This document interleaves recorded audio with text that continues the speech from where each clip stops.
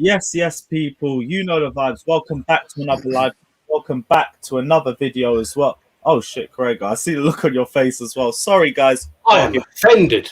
I always keep forgetting that I say that as well. But big up, guys. Welcome to another That live video. look made me laugh. Another live stream as well. What a perfect start to it too. Smash the like and subscribe button if you guys haven't done so already. Check out Lawrence's channel. Check out Craig's channel. Check out Johnny's Twitter as well. It's all down in the description below. And yeah, we're here for another live call-in. We're going to talk through the Leeds-Chelsea game and our poor attacking play for yet another match. We're going to discuss it in this video. We're also going to talk about Erling Haaland and rumours that Dortmund have slapped a €150 bid transfer valuation on his name, and what players could potentially be going out to fund that deal. And then after that, we're just going to open the lines up to all of you. We're going to let you guys have your say as well. I'll drop the StreamYard link in the comment section below. But yeah, before we do anything, smash the like and subscribe button if you guys haven't done so already. Craigo, first off, we'll start with you. How's your weekend been, man? It's a bit different, I suppose. 12:30 game is always a bit of a killer, especially when we don't win, and we should have. Yeah, it's been all right, I suppose. It was a bit quiet, but yeah, calm before the storm, I think, of this week. Yeah, I want to say that as well. Fuck 12:30 kickoff. So we got a 1:30 kickoff next week for the Sheffield United game as well, which is a bit dry. Do we? Yeah, it's Sunday though, so I can deal with it. because it's a Sunday. Saturday, right off. I'll take the fact that it's a 1:30 because that gives me like an extra hour and a half in bed, and that means a world. Oh yeah. See, now I didn't look because for me the Saturdays is 1:30 as well. Time difference. My bad. Oh yeah. Oh, what? So you were thinking that was like 12:30 your time? Yeah. Because when you said 1:30, I was like, okay, so same as the Saturday kickoff. Yeah, my bad.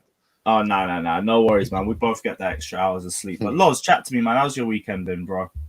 It's been all right. You know, the Leeds game was a little bit frustrating, but every other result literally went our way. Obviously, United and West Ham could have gotten a draw. That would have been all right as well. But every other result went perfectly in our direction. And also, we're only 4 minutes in, bro. 2 of that was a bloody time, and there's already 92 people watching. Big ups to all of yourselves. Make sure you smash that like button and subscribe to Lewis. Do that right now, honestly. 100 people now. Come on, big up. But yeah, no, it's been good. Obviously excited, slightly tense ahead of the Atletico game. But, we move, innit? Yeah, I hear that as well. And Johnny, big up yourself, man. How's your weekend been, bro? All good, bro. All good. Like Laws said, you know what I mean? I did say that the rivals or not rivals as such, but the ones below chasing us, they drop points. And even with their games in hand, we're still sitting fourth. So I'm very happy, even though it wasn't the result we wanted. But good weekend, and let's move to Atletico. Let's move, guys. Yeah, that's the thing, because low-key, this has been a great weekend for us because everybody around us has dropped points. But it's a double-edged sword where I look at it and it's like, okay, but we would have been 2 points off everybody else if we just did our job and we got the result in this game too. And big up Jesters as well, the comment that says Leeds-Chelsea walkthrough, that'll be a short combo. Yes, it will really be a short combo because really and truly, we're only talking about one side of the pitch. Defensively, did our job. Like Leeds gave us problems in the first 20-30 minutes of the game, but it really started to peter out as the game progressed, other than a couple of very good saves from Edouard Mendy. Going forward though, we were just Chelsea all over. Like, I was excited with the fact that we had Kai Havertz up front. Then even Kai Havertz missed a couple big chances in the game, and I was sitting there like, oh, okay, so now I'm really out of ideas. And that's not even to throw Kai Havertz up front out of the water, because he did a very good job. Like, I don't want those missed chances to be the full definition of his 90 minutes in that game, because it really wasn't. On the ball, he was excellent. He was beating players for fun. He was finding space excellently. It was just the final product. And we say that for so many players as well. And Havertz will get his fair chance because this is the first time that we've played him as a proper number 9. I think even in the Everton game, we had him more as a false 9 in this game. So for the benefit of the doubt, the first 90 minutes, I thought he had a great performance. But same way, it's just the same problems. It's our play in the final third, and easy question to say with what we're lacking. But Lawrence, what did you think of our final play third in the Leeds match? It was a frustrating one, really. I mean, I didn't agree, and I said this to my Blues fans to be live review and also yesterday. I just think Tuchel got it wrong. I think that front three doesn't work against nearly anybody. You can't play Havertz as the striker and then Mount and Ziyech off him. Like, give me some sort of pace and some sort of directness. Havertz, like you said, was brilliant. Maybe brilliant is an over-exaggeration, but was very good, shall we say, right? Bar the missing the 2 chances. But I didn't agree with the 2 10s that played around him. I didn't agree with Pulisic as a right wing-back. And that isn't even to say that Pulisic was bad. Bar the Havertz chance early in the second half, Pulisic set up our 2 biggest moments in the game. So it's not like he did a bad job at all. It's just there was too many players in there that haven't had that many minutes recently to go beat a team. Like, rotation is good, but I think he just overdid it a bit in that game. Like, Havertz, yes, I know he played the Everton game, but he's not had a lot of minutes. Havertz, on a run of games, in full confidence, takes one of these chances, I guarantee it. Mount probably had one of his worst games, or the worst game he had under Tuchel. Was still good and decent, but probably under Tuchel his worst performance. Ziyech, again, just nowhere to be seen, quite frankly. Heavy touches left, right, and centre, not getting involved. Yes, 1 or 2 good balls, I get it. And even a couple of more good balls that he attempted but didn't quite come off. And I get that. Some difficult balls you can't expect, even the best players to pull off every time. But still, it just wasn't quite there. I think he overdid it a bit with the rotation, and then the subs didn't work out at all either. Even I, said, Werner could probably do with Werner in this game, even to start with. Like that, Leeds was one of the games where even I, and you people know my thoughts on Werner, even I would have started him in that one. And even I wanted him to come on, but then it just didn't work at all. And I've said this a couple of times now. That's why it's different, because we are sat here on YouTube giving our thoughts. While Thomas Tuchel is paid millions, we have the benefit of hindsight. The manager shouldn't. So in the end, his subs didn't work out. Werner was shocking when he came on. Didn't even look bothered, let alone not good, but also didn't even look bothered compared to usual. Hudson-Odoi then was good when he came on, but that was way too late. That was the 80th bloody minute when that happened. And didn't see the point of bringing Reece James on for Christian Pulisic. Don't understand why that happened. Not that Reece was bad when he came on, but we were chasing a goal here. So why are you bringing on a significantly more defensive player? So, I think Tuchel just didn't get it very good. Against Leeds, I wouldn't be too harsh on the individuals, other than maybe Ziyech, because we've spoken about this plenty of times. He's 27, nearly 28. He isn't given this time as much as, say, a Havertz to adapt and shit, because he is in the prime, so you don't have that extra time that young players get. But I think even before we went live, actually, Jester's put it in the comments, like, there's different reasons for different players. Like you said, Havertz and Pulisic haven't played enough to be relied upon solely, if that makes sense. Yeah, exactly that comment. Relied upon solely. Mount it's a good position for him, but not his best position when he's required to be the main guy. Obviously, every now and again, he can certainly do that. He has the ability to do so. But because it's not his main position and his main kind of, mindset to be like the decisive winning guy, that's not who he is, at least for now. It just didn't really click. But hey, every manager, every player is, given an off day or whatever. You can get it wrong every now and again. I'm not sat here saying now Tuchel is awful. Not at all. And I'm not saying, never rotate again. Not at all either. Hey, it just happened to be that it didn't work for this one. And also, what I try to remind people of, and I'm to blame for this just as much as, every other person, is we do sometimes need to remember that players can't be perfect every game. Impossible. Humans have off days. And, we just, the front three, I know we've had this issue for many games on the Tuchel now, but not that often that we didn't score any goals at all. And just wasn't quite clicking for us for various different reasons. Yeah, I hear that. And I see Jester's comments as well, saying Timo's got a mental block. Havertz, Pulisic haven't had enough game time recently to gain form. And I think Pulisic as well, still with the injury problems and the self-confidence in his own body, he's definitely got the most problems out of all of the attackers, in my opinion. Hudson-Odoi still developing. I get that. Mount not playing in his best position. Yeah, kind of get that too. Giroud and Tammy haven't played. Here's the thing. We've got a group of really good attackers, but I just feel like the chemistry really isn't there. And this is the biggest factor of it too. And no matter what combination we seem to play, there either seems to be a combination of poor decision-making or just poor finishes. Like, the best front three that I've seen us play was the one we did against Everton with the Hudson-Odoi, Werner, and Kai Havertz in the false nine formation. And even when that one happened, like, I was just sitting there and we had Timo Werner, who still missed 2 or 3 big chances in that game as well. So it's like, where do we find our perfect combination? Craigo, what was your thoughts? I still stand by the same thing. I think that one of our major problems we've got is confidence. and people had a bit of a moan at me after the Newcastle game, where we were 2-0 up. I don't know, 2-0 up in the first half. I think it was, wasn't it? Yeah, 2-0 up in the first half. I had a long way to go in the game. If we'd have got 3, we could have potentially got 4 because they really weren't good that day.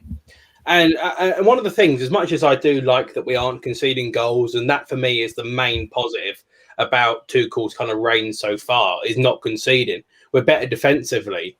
I mean, it's kind of obvious when you put in 3 centre halves, you go a little bit more defensive minded, and funny enough, it shores up the shop, which is great. But on the flip side of that is we still haven't whacked anyone.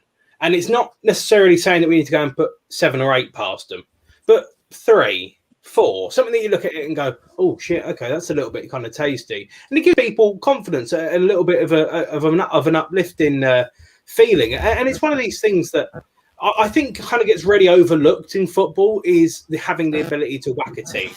And it doesn't matter if you do it every week. Please do not get me wrong, don't do it every week. But in Mourinho's first run, we beat a lot of teams 1-0, 2-0, maybe 3-0 if we're lucky. But we still did go and beat teams 4 and 5. You've got to be able to do both sides of it. And especially against some of the teams we have played, Burnley, Newcastle, even Leeds, again, we should have gone really attacking and really shown these are big opportunities for us to go and score goals. The Barnsley game's a little bit different because it's a cup game. I'm going to kind of give it a little bit of the benefit of the doubt in that kind of situation. But really, at some point, I'd like to have said, oh, yeah, we were dominant. We won 3-0 and it was absolutely fine and it was brilliant. And we were close to it with Everton. But again, the confidence still lets us down. If we have full confidence against Everton, we beat them 3 or maybe even 4-0. Everyone's going, fuck me, what a team Chelsea are. And I think, again, it helps with people outside of the club as well. What people think of you is a massive, massive thing in football. We looked at Barcelona when we played in the Champions League, and the first thing we thought many years ago, back in 2012, was, oh, fuck, Messi scored 60-odd goals this year so far, and he went on to score 90 overall or something stupid like that. He did that, and it's like, fuck, we've got to mark him. We have to mark him. We obviously did it very well. But there's a lot of teams that would not be able to do that. And if you've got 3 or 4 people that are actually getting a reasonable amount of goals, the threat comes from so many different places. Where at the moment, it only seems like if we do have one way of scoring goals, if you stop it, you're fine. And that it's that dual threat that we haven't got. Again, same thing from shooting outside the box to being able to walk the ball into the net. If you can do both bits, it gives the opportunity for the opposition to make a fuck up. Whether it be, don't close down this man, give him too much space, bang, top corner. Or they ain't going to go down the outside, he's not quick enough. All of a sudden, Callum Hudson-Odoi runs down the outside, zips it back across goal, and it's a one-touch finish. You have to be able to do both bits. But, when it sounds a bit stupid, and I'm dumbifying it. Do you know when you play on FIFA, and they've got a very good left winger, they've got like Leroy Sané with 95 pace. And you just go, well, great, I just won't attack down the left-hand side then, or down the right-hand side, because if I get done, lose the ball, it just comes straight back at me the other way. That's what Chelsea could have, but we are a million miles away from finding that. And it's not something that's going to win you the league. Man City, with every single player on the pitch, can do it. That wins you the league. But if you just want to improve, we've got to score more goals. And yeah, some of the defensive problems that we have had, they kind of get brushed away a little bit. But yeah, no, I mean, we gifted the opportunity to Leeds to make something out of this game on the weekend, and they did. I think ideally they'd be a bit pissed off that it wasn't 3 points. But if we go all out, and I know we've got the Atletico game, so I understand why he rested some people. We've got the Atletico Madrid game. If we'd have gone all out first half and gone 2-0 up, you could have taken people off. But this game was perfectly set for Timo Werner, and the passing football with how shite the pitch was as well. It was awful. It wasn't going to work, and it just played perfectly into Leeds' hands. They knew exactly what was coming, and they dealt with it exactly the right way. And you're putting, a lot of pressure on Kai Havertz, playing up front as a number 9 for the first time, really. A lot of pressure on him. Didn't necessarily work out, not his day. Hakim Ziyech, give him a lot of responsibility. He didn't do anything. Mason Mount is still a new role for him. Still a lot of responsibility. And it seems like all the pressure is on those 3 plus the wing-backs. And when Chilwell didn't get involved, it went down to Pulisic, and it wasn't Pulisic's best game either. So it was just a fuckery from start to finish. But we've got to be able to score more goals. That is the bottom line. Literally exactly that. And it's the $1 million question of how we're going to get the ball back in the net and how we're going to make these players clinical as well. I don't even want to throw that sort of question because it really and truly is just who's going to be the guy to take it up on us. But Scott, chat to me, man. What's your thoughts been, bro?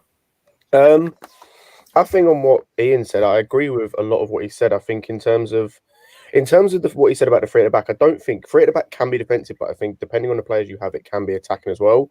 But Yes, I think the problem is, like, you look at, say, who we ended the game with yesterday in terms of the sort of five, if you will. Chilwell hasn't been good enough, was not good enough in that game the other day, anywhere near good enough, especially going forward.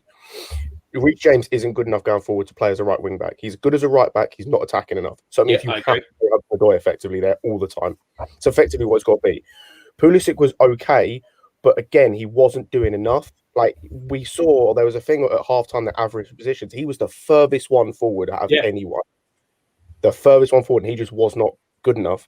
I think in terms of, I agree with what Ian said as well. You've got to have multiple people scoring because it makes people think. It makes people go, oh, you can't put all your energy into just marking Werner, say, for example, because Havertz could score. You can't put all your energy into marking Havertz because Hudson-Odoi could score. And I think that there are too many people just not contributing. And then in terms of what you said about the fear factor, that's massively important. Look at Liverpool last season. How many teams were scared to play against them? Same with City the year before. I remember that Bournemouth game where Bournemouth literally did nothing. I think they barely had 20-something% possession, sat the entire 90 minutes because it's a fear factor. You know that you're probably going to be up against it, and it creates that mental sort of doubt in your mind that whether you can come through the game. But yeah, the only thing I slightly disagree with was the last point in terms of the players and everything, in terms of like the position. I think that, and it does come down to Tuchel a little bit. We mentioned the Everton game. I didn't watch it, but in terms of the players that you have, I can kind of imagine how it went in terms of you've got Havertz as the false nine, who can play that false nine role because the two next to him are Werner and Hudson-Odoi, who are a lot more going forward than Mount and Ziyech. And I think that's where the problem comes, because Ziyech and Mount are not players that are going to stick on the last man and make those runs in behind like a Hudson-Odoi or Werner. It's completely different. So Havertz has to play as the striker, which is completely different to how he played in the game against Everton. So then it's, even though theoretically it's a similar role, in actual fact it's not, because you've got different players around him. But I don't know where it goes, like how we improve. Because for me, I said this in a thing before I came on.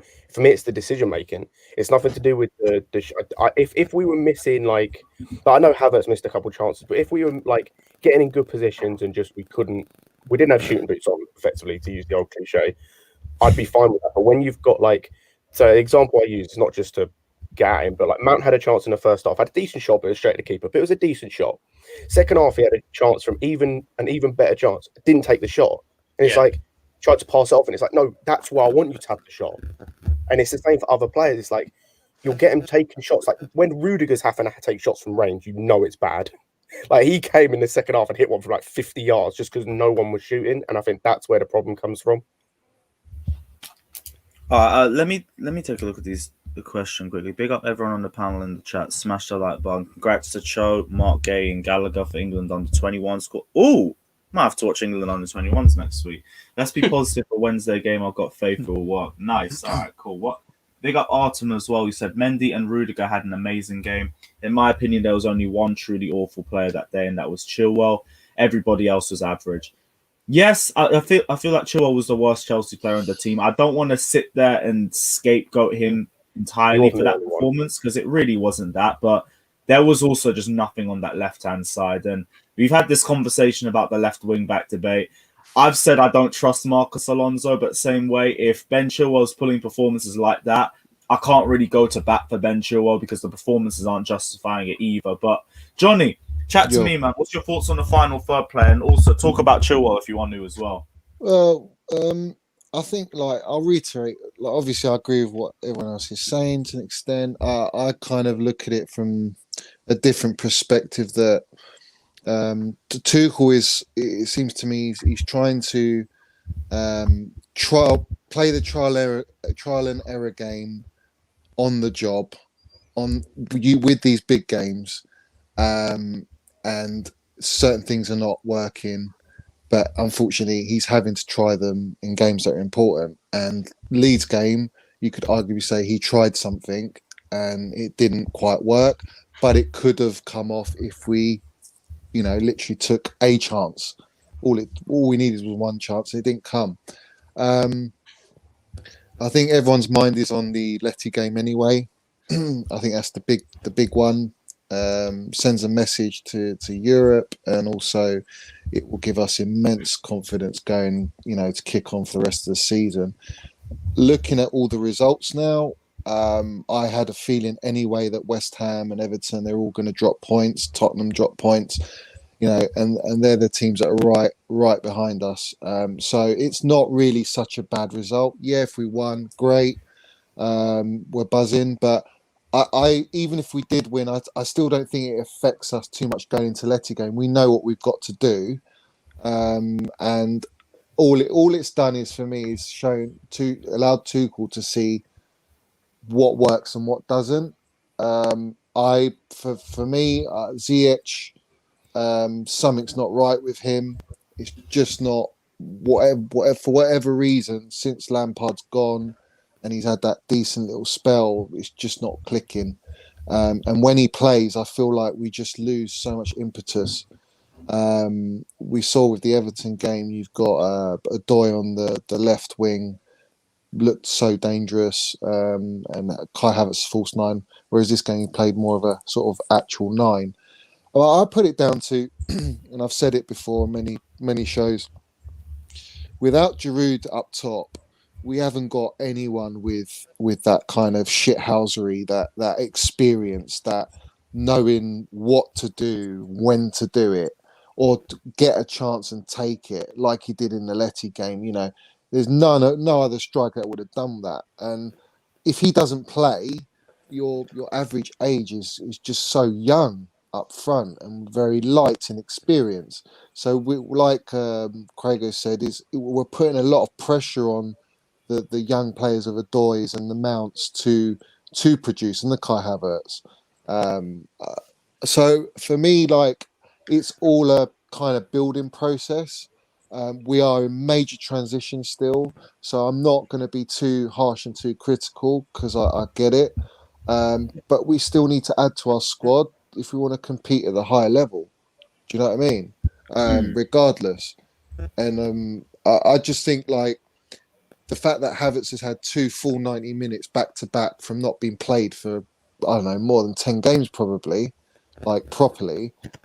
He's shown that he's got the minerals there. It's just, where's the chemistry with him and someone else? We need at least 2 of our attacking options to have some sort of chemistry, and no one's got chemistry. No one. It's so disjointed, and that's the problem for me. And I feel like Tuchel is trying loads of different things in each game. It's kind of working, but then it's not. So do you feel like that's the problem, though? That we just keep changing our front three, and that could be a big reason for why we don't have that chemistry. Yeah, because you've got no consistency. You've got no players. They're not playing. Look, you can do training all day long, right? You can train with each other, do different routines and systems and that. But until you actually do it in a game, in an actual competitive game, it's a different level together. And I just feel like none of our front three, since the start of the season, have all played together for, I don't know, let's count. You reckon they played more than 3 games together in a row? And the answer is no. Yeah. Apart from Mount's the only consistent player in the side. Odoi's dipped in and out. Pulisic has only just started to come on the scene. Ziyech has dipped in and out. Kai Havertz had COVID, he's dipped in and out, and now we're just starting to see him. Giroud's even dipped in and out because you can't play him every game because of his age and the type of opponent. Thiago Silva, you can't play every game. So you're still relying on young... Given all the explanation of why we haven't stuck with this same front three all the time now, because there's been various reasons for every player why they haven't played. Go on. I would also say that part of it comes down to us fans as well. like this is not just us on the panel, but a generalization. Like, how many times have you seen it when Werner doesn't play well that people say, "Oh, we want Giroud or Tammy or try Kai as a false nine." Say Giroud doesn't work. Oh, can we see Werner there or can we see Tammy there? Tammy comes in and shows nothing. Oh, can we have Giroud or Werner there? Same on the wings. How many people we said, "Oh, I want to see more of Pulisic come back into the team now. I want to see more of Ziyech." We're seeing this, but then people complain that we're changing it too much. But then are complaining that they want to see more of these players. It's a complete cycle where we either have to expect that the front three needs to stay the same, and even if through bad periods, Werner needs to keep playing, or Hudson-Odoi needs to keep playing, or Mount needs to keep playing, or whoever, or we need to accept that there's going to be chopping and changing to find out who's the best in that position. You can't have it both ways. Do you agree, guys? Needs to go. Do you agree that with like, you know, when Lampard was in and he just focused on his defence, and then we had no balance or anything going forward, but we were getting clean sheets. Do you feel like Tuchel's come in knowing that we're frail at the back? He's managed to get our defence working fantastic, but obviously the focus, or like when a team defends and goes to recover the ball, like he spoke in his last press conference, the recovery and the defending and stopping the opposition from playing is so important, but it takes a lot of effort and energy. So it's then that transition from actually doing that to then attacking and being clinical is something that I think maybe he knows we need to work on it, but is that why we're struggling in that department? Because of that transition from playing so well defensively, there's no kind of balance in between to actually, you know, quickly attack, you know, like spread the ball quick, incisive, quick passing and movement up front. But because they're so concentrated on recovering the ball, it's like your thought process of or changing your mindset from defensive mode to attacking mode is like there's some sort of block there. Do you not think there's that issue as well? And the fact I just think it's getting used to a system. You know, Liverpool under Klopp didn't win things straight from the get-go. Even Pep's Man City finished third first season there. Playing a counter press and actually being good at it and having the mental capacity to, like you said, focus on recovering the ball, but then also doing something with it takes time. And we haven't had a manager that actually taught them this well. What Sarri taught them well is how to pass your way out of tight situations. Lampard used it. Even to this day under Tuchel, we still make use of Sarri teaching them that. Lampard then had certain things for about a 10-game period that clicked. But as soon as they stopped clicking, we was in the mud. That's why he got sacked in the end. And now under Tuchel, we try to even break sometimes when we can, and then either Werner misses the chance at the end, or one of the touches and movements and passes is just off. I don't think it's a lack of trying. I just think Tuchel keeps going on about it. It's just precision, because I don't even think you can sit here saying, "Oh, he's just trying to be too defensive." Because I mean, obviously he could be lying, right? But Tuchel has said publicly he's not worked on the defense at all. Actually, we're just working on attacking. He just knows that if I put that team there, they'll do all right defensively. I just need to get them scoring. Although he has also said yesterday, well, I can help them create chances. At the end of the day, I can't score for them. The players need to take the chances. And, you know, if Kai takes at least a chance early in the second half, we don't talk about any of this, presuming we then win 1-0. And maybe that even opens us up. And I do just want to say one thing. I don't remember, one of you guys said it, the fear factor. I agree with that, but not against Leeds. Leeds don't give a flying F about who you are and what you do. They would have played the same way regardless. So I don't think the factor for this game would have made a difference. It's more overall. But so the front three, people are saying about consistency as well. It kind of fits into the same thing. Liverpool, you knew you were going to play Salah, Firmino and Mane. You knew that was what you were coming up against. And if one of them was injured and you played against Divock Origi or whoever, you know that's going to be the front three. It's something that we kind of need to kind of come round to. What the combination of the three is, I don't know. This is something, I mean, kind of the beauty of the Tuchel reign so far is he did play a lot of different combinations because he wanted to see what he had, which is completely reasonable, because obviously you've just turned up halfway through a season. You want to see what players are good, which players are bad, whatever. Completely agree. But at the same time, we've got those nice little pockets and those nice little things. But we had, I can't remember the game now. We played, I can't remember who it was, but the front three anyway was Pulisic, Ziyech and Werner. That was the front three, and it was the first time that we seen it ever. It happened to be that Ziyech was injured, then Werner was this, and Pulisic. Well, was that under Frank, yeah? No, yeah, it was under Frank. I want to say it was the Wolves game that we lost. It was. Giroud started that game. I can't remember exactly. Someone's gonna have to kind of correct it for me, or tell me what it is. But we played that front three, and everyone was like, "Oh shit, here we go," kind of thing. Like this is what's coming, and it never came. And that was what all the Chelsea fans, what all the people kind of thought. What front three again? Sorry. What front three was that again? I remember it now. Pulisic, Werner, and Ziyech with Werner down the middle. I can't remember the game when it was. It wasn't the bridge, though. It wasn't the bridge. Yeah, Man City. 3-0 down in 20 minutes. I remember. Yeah, and we just got fucked. As much as I mean, we all go, and I will be one of these people. I really wanted to see that front three. Completely agree. I was one of them, and many of us were. But at the same time, we should be playing the people that are best together. Those three didn't work. You don't find out that those three didn't work until you try it, because we were all sitting here for months going, "Oh yes, here we go. This is going to be it." When these three are back, then we're all on. And it didn't work out at all. I still feel like the jury's open on those three, only because like that was the game where I really was just like, okay, it's probably Frank Lampard, because I was happy with the entire lineup. I look at that whole starting 11. I thought, okay, cool. Wait, who's got an echo? Is that me? Yeah, I don't know. Did anyone hear the echo? Oh, no, it's gone now. Anyway. But yeah, like I was saying, I was happy with that lineup and everything. It was just the way we played. We just kept doing the same thing and just passing out to Reece James and crossing it. And yeah, it didn't work, but we crossed to Pulisic, man. Yeah, I'm sitting there like, oh, what's he going to do with any of these balls? See, this is the thing. I mean, in terms of the ball coming back at us, is it partially the front three's fault for not keeping hold of the ball, not going forward, whatever? Yeah. But also at the same time, we were so many goals down. I can't remember the exact game, but we were a few goals down in quite quick succession. And those three didn't pull it out the bag for us. And Pulisic, to be fair, is still young, but he has got a fair bit of experience. Werner is definitely experienced, and Ziyech is.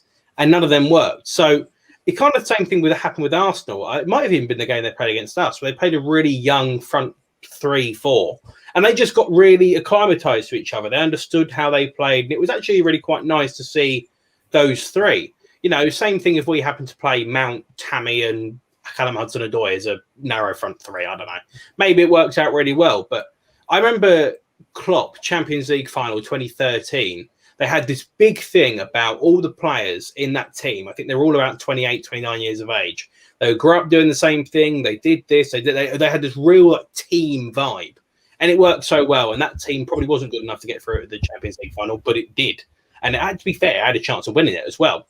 But on the flip side of that, not saying we're going to do the exact same thing, but these little combinations can really help us to move forward.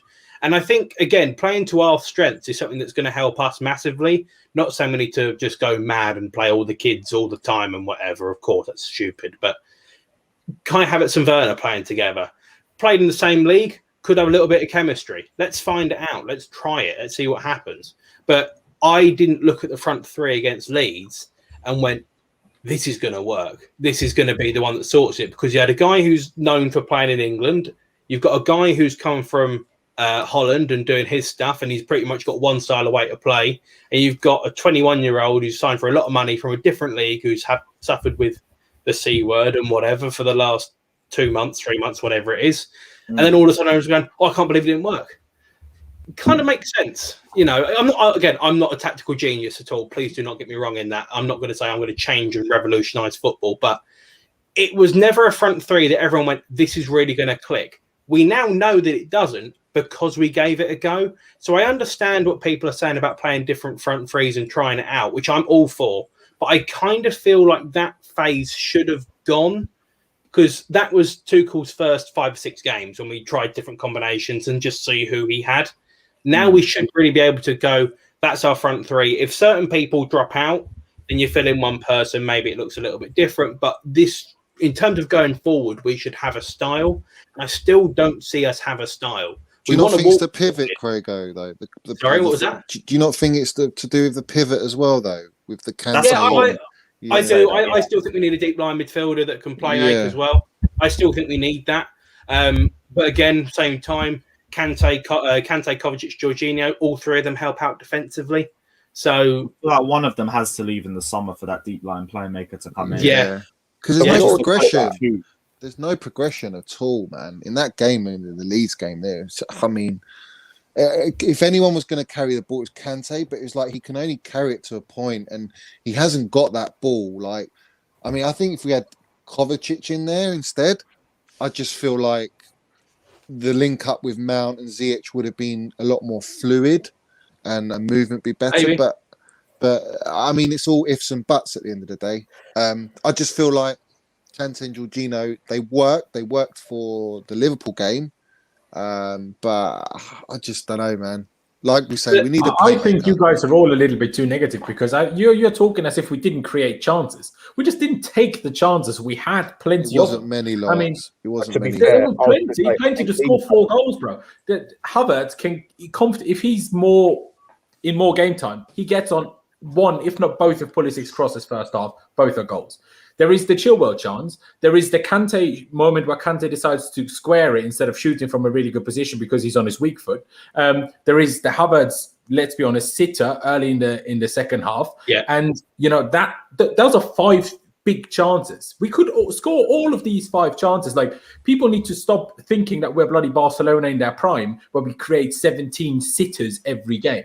That's not how football works. If the opponent has some sort of grasp to them, they stop you from doing that. If we play against anybody and we have them plus 12 big chances, that just means they were shit. No matter how good we were. Yeah, but Laws, I get that. But what I'm saying is, like, that one. We need even more.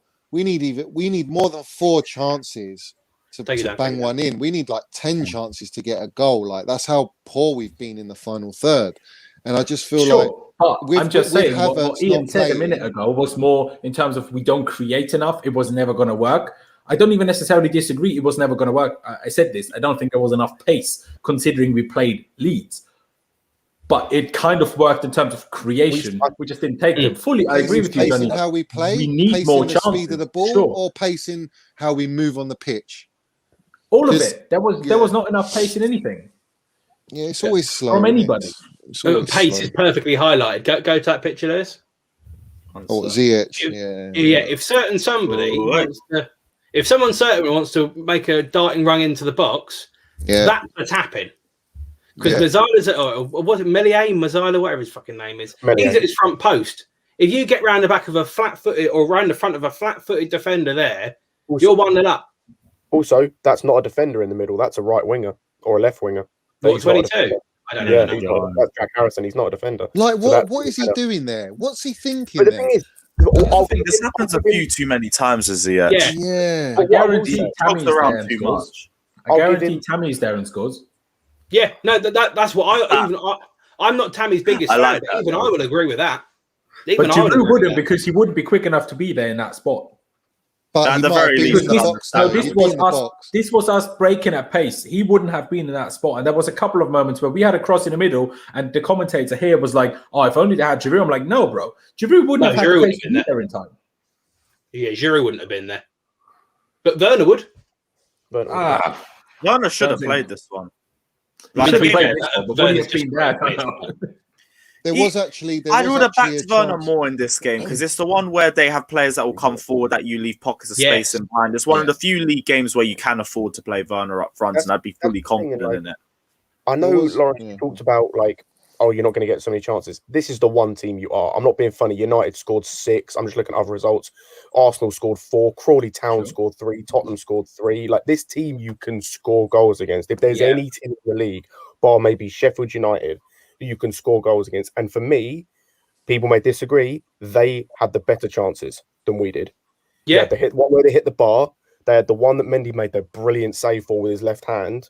Like, they quite easily could have won that game. I think one of the closest chances we had was when they kicked off their own defender.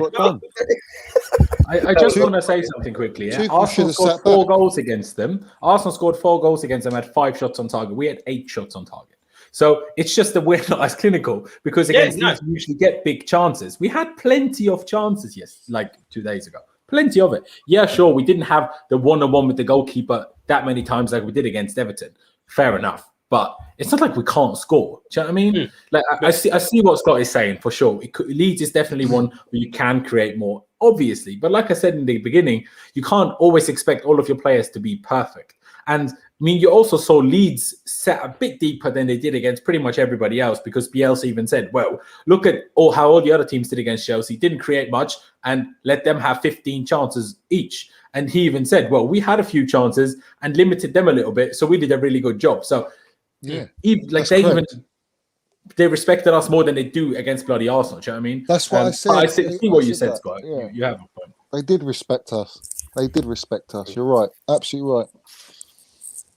Also, the one small defense I will have for Ziyech in that situation with the picture is that's not his normal game in terms of getting in the box and finishing things. Something he's got to learn. He has to learn that. I will say it's not his natural game. If anything, it should be. Who is it that played the ball or had the ball there? Because if anything, it should probably be the other way around. Ziyech playing the ball. He's the only guy that made. Yeah, but that'll be Ziyech on his right foot, and we know. Yeah, because Havertz is a clever player. Although he's younger than Ziyech, but he's just so clever on and off the ball. Ziyech just, I don't know, man. Does it? I can't see any moment of magic from him. I'm seeing moments of magic, but it's he's got one kind of key thing about him, and the problem is he's not showing it enough. And the few times he are very good, but it's few and far between. Like there was the one ball he had in the second half, which was very good, but we had to wait to the far post that one, 50 minutes or whatever it was for you to play that. I'm not waiting 55 minutes or whatever it is for you to play one ball.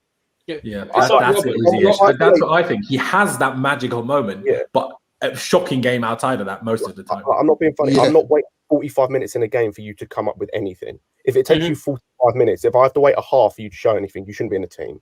Like, he doesn't start against Letty, does he? For me, he doesn't start against Letty. But that's a game where I'd be more willing to start him than I would have against Leeds. Like me, for my personal opinion, before the game.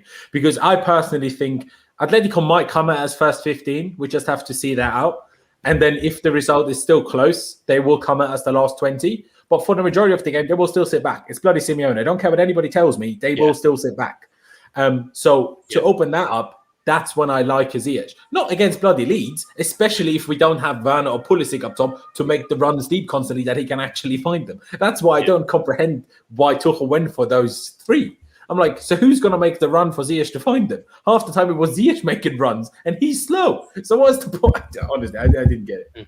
It's a thing like with Robin, old school Robin. We used to be able to go, oh, he's only got a left foot, and he cuts in from the right hand side on his left foot and whatever. People go, oh, great, I'll just show him down the line. He was still so good that he used to just pace past people, get down the outside, and even if it wasn't the best ball in the world, you got to the byline and dinked the ball back across or something. Or it's not even that. It's like people could say that, oh, show him down the right, but more often than not, you couldn't. He was just that good that he would and inside anyway and still beat the man. Like it's the same to a certain extent. Like he realistically is best on his left foot. You can't stop him cutting in most of the time. Like, because he's so quick. Ziyech doesn't have that pace. Exactly. I think he has the trickery about him. He might not have the pace, but I think he has the ball movement to do it. He just doesn't. He needs someone close to him all the time. I've noticed with Ziyech. He needs someone with him all the time, like to play off, like for him to be as more effective. Like when you saw him under Lampard, you had Reece James and him had something really good going on. They had good chemistry, and he was allowed to like basically play off Reece, and then you'd see these beautiful balls going in, and he could control games. But when you've got Pulisic linking up with him, who's hardly paid, I mean, it's a no-brainer. It's not going to work. I think that's a big reason as well. He just isn't confident. Yeah, like that's also part of why he's struggling a bit more. And and including me, I'm harsh on him, but in a sense, we need results.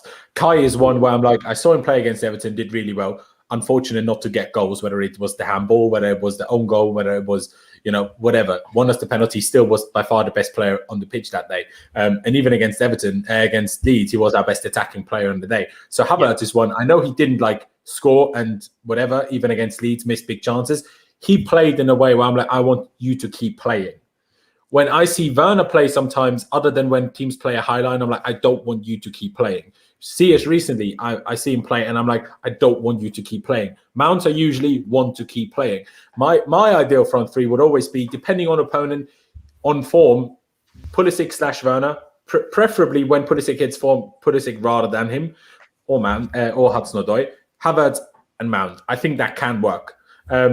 If Pulisic and Hudson-Odoi aren't in ideal form, then put Werner there, or take Mount out and put Pulisic and Hudson-Odoi in, for him. That's fine. So it depends on how they play, because, you can't say, none of this worked, so we chop and change it again. I think that's what Tuchel has been looking for as well, because Giroud has played, other than against Atletico, and even against Atletico, it wasn't actually good. He just scored an overhead kick. Giroud hasn't had a good game on a Tuchel. Let's not kid ourselves. Yep. Tammy hasn't actually had a good game on a Tuchel, other than maybe Barnsley, which he should have had a pen and scored the winner, right? But the rest of the team was quite poor against Barnsley. Pulisic has been injured half the time. Kai only just came back against Everton. Ziyech didn't really play until the Man United game. So it was just Mount, Hudson-Odoi playing right wing back half the time. And other than that, it was constantly chopped and changed. So just because of what Ian said earlier, we should have had the trial and error thing in the first 5 or 6 games. I think the problem was that half the players that he actually wants to play weren't fit then. That is true. Yeah. I always think as well, there's the instance where like Kovacic couldn't play because he has to play the whole game pretty much on Wednesday. Yes. Pretty much. Like, I think he would have come on had he not fresh legs, had the score been different. Yeah, fully agree. Oh, no, not even that, just because like with Jorginho being suspended, Kovacic has to play basically. Why risk? He would have probably brought Kovacic on for Cante had we been like 1 or 2-0 up, but he needed to make attacking subs, not midfield subs. I didn't agree with his subs though.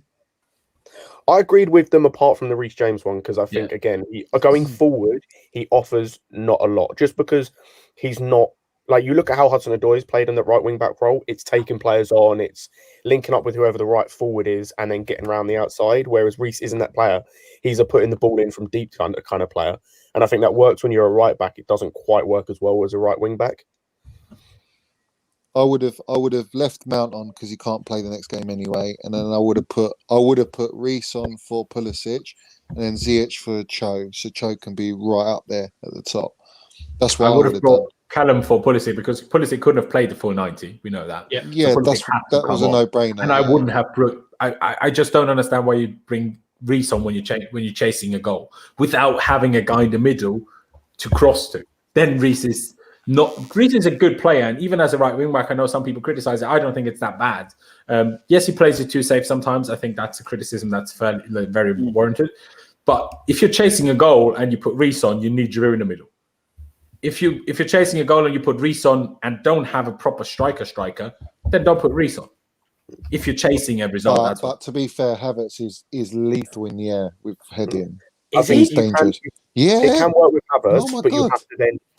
I think it can work with Havertz, but then you have to give instruction to Havertz to actually be the 9 to properly stay. That's not how we play.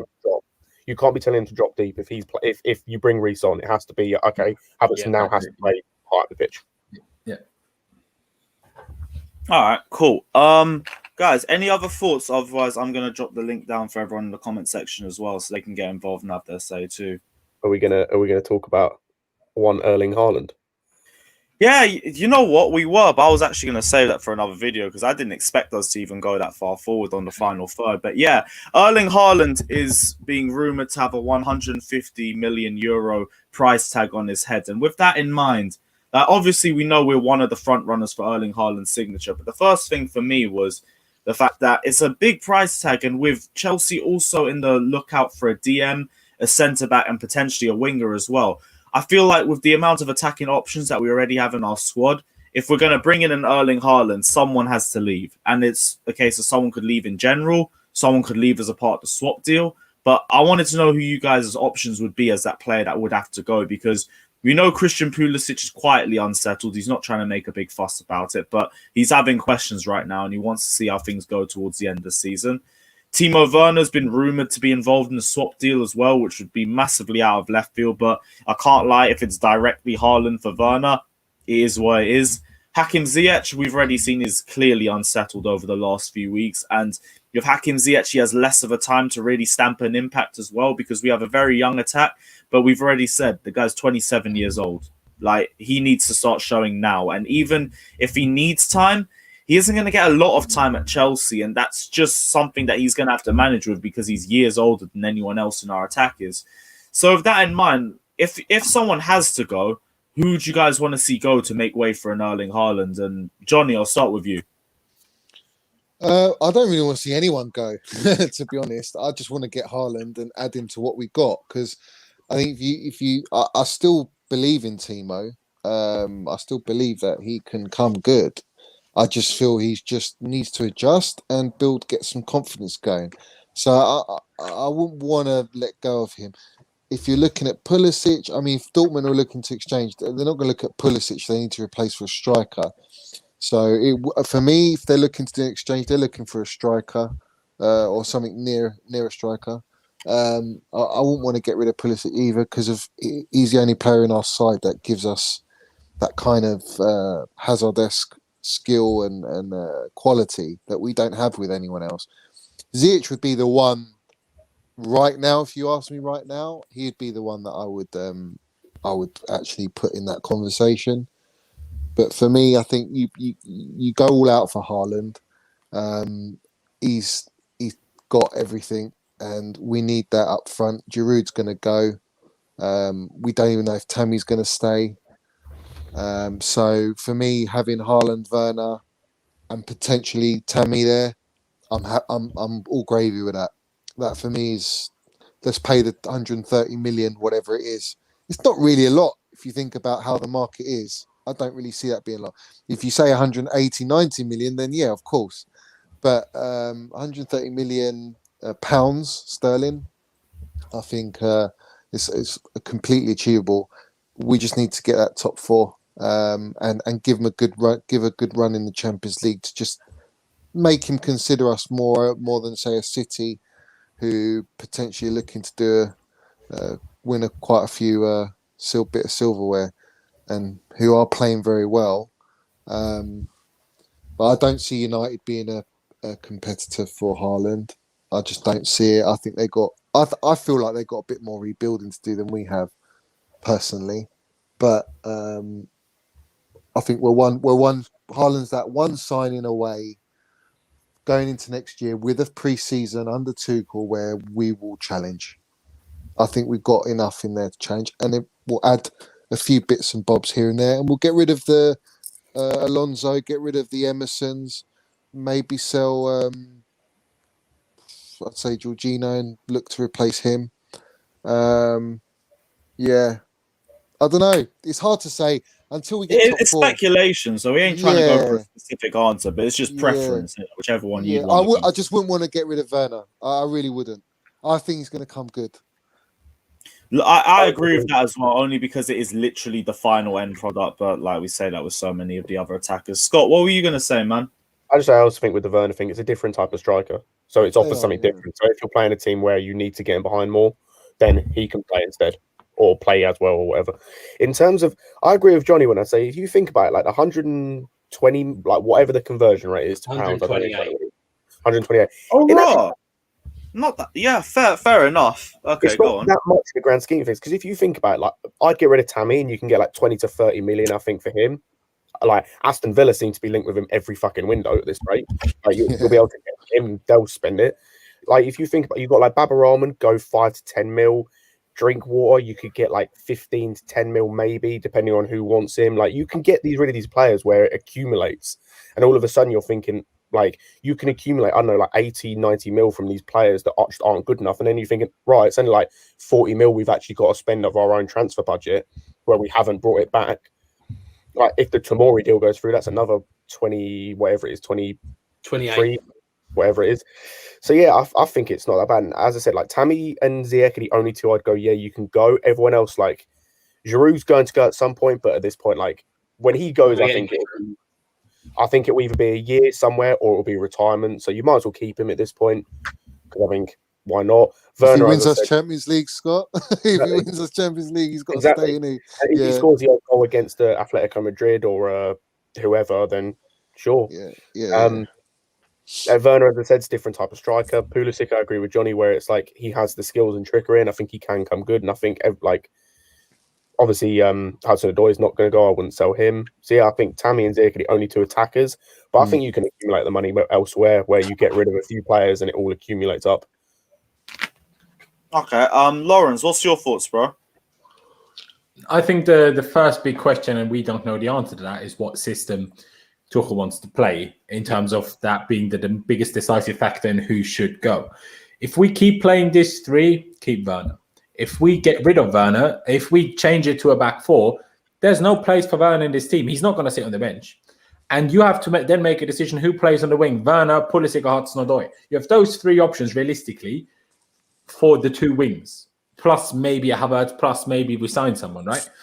And then I am picking Werner over any of the of Pulisic or Hudson-Odoi because they have the pace, they're arguably better at finishing, and they actually have a good touch of the ball.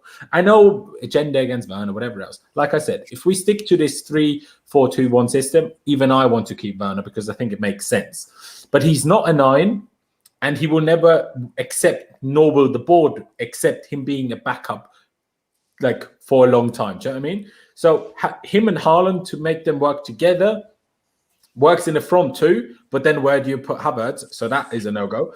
Or in this current system. So with that said, I think Werner is also the guy that brings us the most money in. Hence why, unless we want to stick to this system, I think Werner is the easiest fix to like make sure we can afford everything we want, if that makes sense. But like both of you guys said, Tammy might just want to go if we sign Haaland. So that might be a thing. And whether Giroud wants to stay or not is a whole different debate. And then we can't get rid of Werner, Tammy, and Giroud, obviously, right? So then Werner might have to stay again, but might have to just be backup for a year, and we sell him the year after. That's where I'm coming from with that idea. It just depends on Tammy. Obviously, we heard reports that he wants to leave, but we don't know how true they are. Like Johnny said, I would be happy with Haaland and Tammy as his backup. I'd be very happy with that. But if he isn't happy with it, doesn't matter whether I'm happy with it or not, he will want to leave. And like Scott said, I think I wouldn't even be totally shocked if we get 40 million out of Tammy. Not if we sell him to Germany, but if we sell him to someone like West Ham. I mean, they paid 40 million for bloody Allaire. Then we can get 40 million for them for bloody Tammy. I'll tell you that much. I don't want to let go of Tammy just yet. I think you keep him one more season. It's up to him. You give him one more season, then end of the season, he's a free transfer. He ain't going to stick around. He ain't going to sign a new contract. If he wants to leave, he wants to leave. We can't do nothing about it. Can't do anything about it. You might as well get 30 million out of him now while you can, which as much as I don't like it, but we've offered him contracts and he's not signed it until 180 grand. If we want to try and loan him out for a year, all he's going to do at the end of next season is walk on a free anyway. So it doesn't make any sense. The only thing he's going to do is sign an extension for 1 year, which is still going to have to be at 180k a week, and then we might get something out of him. But what if Tammy's the one to go in with the Haaland deal for Dortmund? Imagine. Why would they want him? Why would they want him? Marina ain't a scammer like that. No way. Are you saying Tammy? Yeah, Tammy. Yeah. I think Tammy would work really well for Dortmund. I think Tammy is perfectly suited to the Bundesliga. Much more than the Prem. I just think Tammy for Erling Haaland, unless you're going to put like another 100 and 120 on that, I couldn't see that one happening. Oh yeah, of course you have to put 100 million extra on it. Obviously, 100 million plus Tammy. That's a decent 100 deal. million plus Tammy. No, 110 million plus Tammy. Yeah, regardless, like whatever Dortmund say yes to, I'm just saying to the idea of I think Dortmund would like Tammy. I mean, bloody Batshuayi's got 30 goals for them. Do you know what I mean? Like any of our strikers are good for Dortmund. Yeah, and he played half a season, didn't he? Yeah, to be fair. Exactly, and he still scored like 30 goals. Trust me, you give Tammy a run, he bag your goals, man. He will bag your goals. He just needs space, and to be fair, Bundesliga gives you plenty of space. Yeah, he got a bit more space. And they're not as physical, which is we always say falls over all the time. Less falling over to be done in the Bundesliga. Yeah. Yeah, all depends on his touch in that one. Morata should have gone there. What's your thoughts, bro? I think there's about 4 players you can't sell, and the rest of them can't make offers. Honestly, I'll stand by it. Because as much as I like Kante, massive fan of Kante, if we could get 50, 60 million quid out of him, would you probably sell him? Yeah. Make him profit. And we've had him for 5 years, whatever it is. He's our only world-class player, Craigo, man. Him and Thiago. No. Kante 5 years ago was our world-class player. No, he's still world-class, man. He's another midfielder. No, he's still world-class. No, I wouldn't agree with that. And again, even if he is now, no guarantee he's going to be next year. Because how old is he now? Close to 30, isn't he? 29, I think, yeah.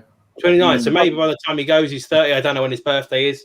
But still, is it worth the risk? Could you get someone in now that's better, younger, instead of taking the risks that come with Kante? turns 30 this month. Sorry? Kante turns 30 this month. Right, so he turns 30 this month. Monday. So he's 30 years of age. In exactly a week. Sorry? In exactly a week, he turns 30. In exactly a week, he turns 30, right? So you're telling me you would not take 60 million quid for a 30-year-old player? For who though? Who are you replacing Kante with? There's so many out there. We need a design playmaker. This is literally the opportunity to do it. No, but then you're asking Jorginho or Kovacic to play with a playmaker. They're meant to be our playmakers, though, aren't they? That's the point. They're not playmakers. Fuck no, they're not playmakers. I know, that's why they're not breaking down teams. Yeah, but Kante's not a playmaker. Kante's exactly. So we've got 3 players doing the exact same thing. What's the point of keeping all 3 of them? Because Jorginho and Kovacic offer different things to Kante. Please, Jorginho carries the ball. Jorginho what? So keeping the ball, passing it round, progressing the ball up. Well, Kante. Yeah, that's important. Not as good as Kovacic. No, okay, chill. He's a destroyer. Kante's a destroyer. So would you hang on? So would you play? You need another proper DM who's a destroyer. Who? No, you need a playmaker. This is what we've been banging on about for ages. We need a playmaker. You can have a playmaker with Kante. You can have a playmaker with Kante and still keep. So the playmaker. Okay, let's talk about this one then, because me and you both agree on this. Mason Mount in the future, we see him being a number 8, do we not? Potentially, yeah. Right, cool. So who's going to play next to him? Kante, Kovacic, Jorginho? Which one? I think he could play with Kante. None of them, because we will get absolutely fucked in the air. We would get annihilated in the air. Yeah. And there's no other way you can come back from that. No other way you can come back. Yeah, but who else are we going to? Who else are you getting? Don't you think it matters what system we play, whether we need a playmaker or a destroyer? Again, because I think if we play back 4, I think a destroyer is needed. Yeah. Well, we still need a system, but at the same time, everyone here, we don't know what system we're going to play. And at the same time, we don't know what system we're going to play. And if Kante is going to be involved, if Jorginho is going to be involved, if Kovacic is going to be involved, of the 3, I'd probably keep Kovacic. But the other 2, no reason why we couldn't sell them. No reason why we couldn't. That's the thing, because, and if I want to jump in on here with this as well, Kante, I feel you have to be very specific with him to get the best partnership. Right. In the midfield 3, I don't think it's going to work. In the midfield 2, you need a tall destroyer next to him. If you have a Kovacic or a Jorginho, he breaks up play excellently, but he loses the ball just as easily, and that's the problem. It's too much of a catch-22. There's one player I like, and that's Kessie. That's one player I do like, and that I've watched. I like him, but why? Who do you put Kessie next to then? What, of the 3 that we've got? Yeah, preferably none of them. I'd say Kovacic is the most versatile of the 3. So I'd take him out of all 3 of them. You'd take Kovacic out? No, he'd be the one I'd have in next to Kessie. That would be the only one of the 3. I don't think Kovacic and Kessie together works either, though. I know, I agree. I don't think it does. A bit of a wrong concept of who Kessie is. Kessie isn't going to be the guy that sits either.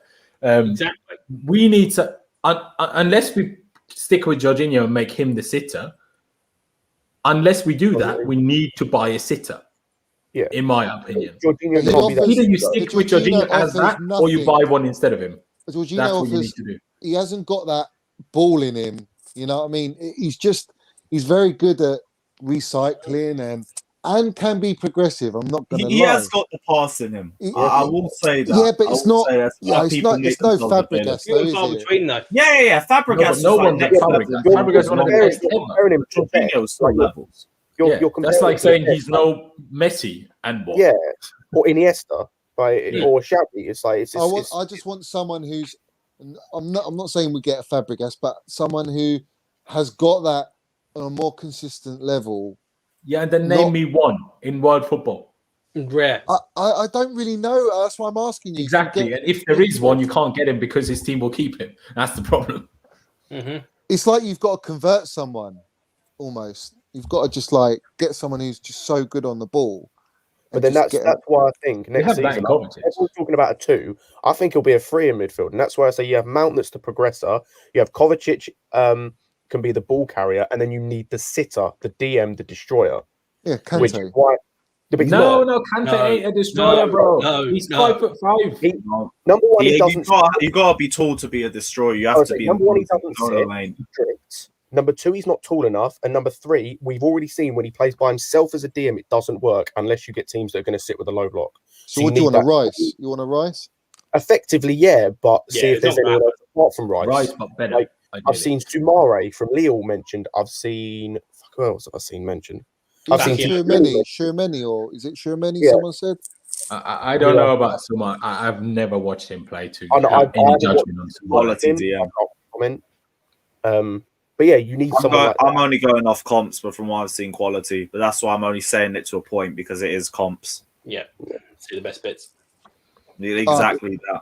But the problem is there's not many players out there, are there? Really? Like, there's not many strikers of high quality. Take Haaland out. There's not many there. Exactly. That's why any player can go to fund the deal for him. Buy the guy. That is the bottom line.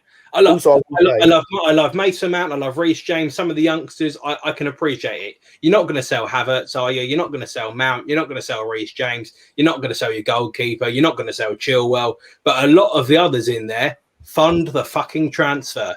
Fund it. Well, this is the only season. It's our best season of getting him. The season after, it's 75 million. Exactly. 62. It's less than that. Is it 75 million euros? I saw. That'll probably be it. I would say this 150 million, City are not paying that. They don't make that sort of transfer. They make that transfer in parts, like they'll do 50 million for 3 players. I don't even think. Do you actually think Pep wants Haaland? It just doesn't seem like a striker. The guy screamed Ibrahimovic, and Pep and Ibrahimovic did not work. I said it.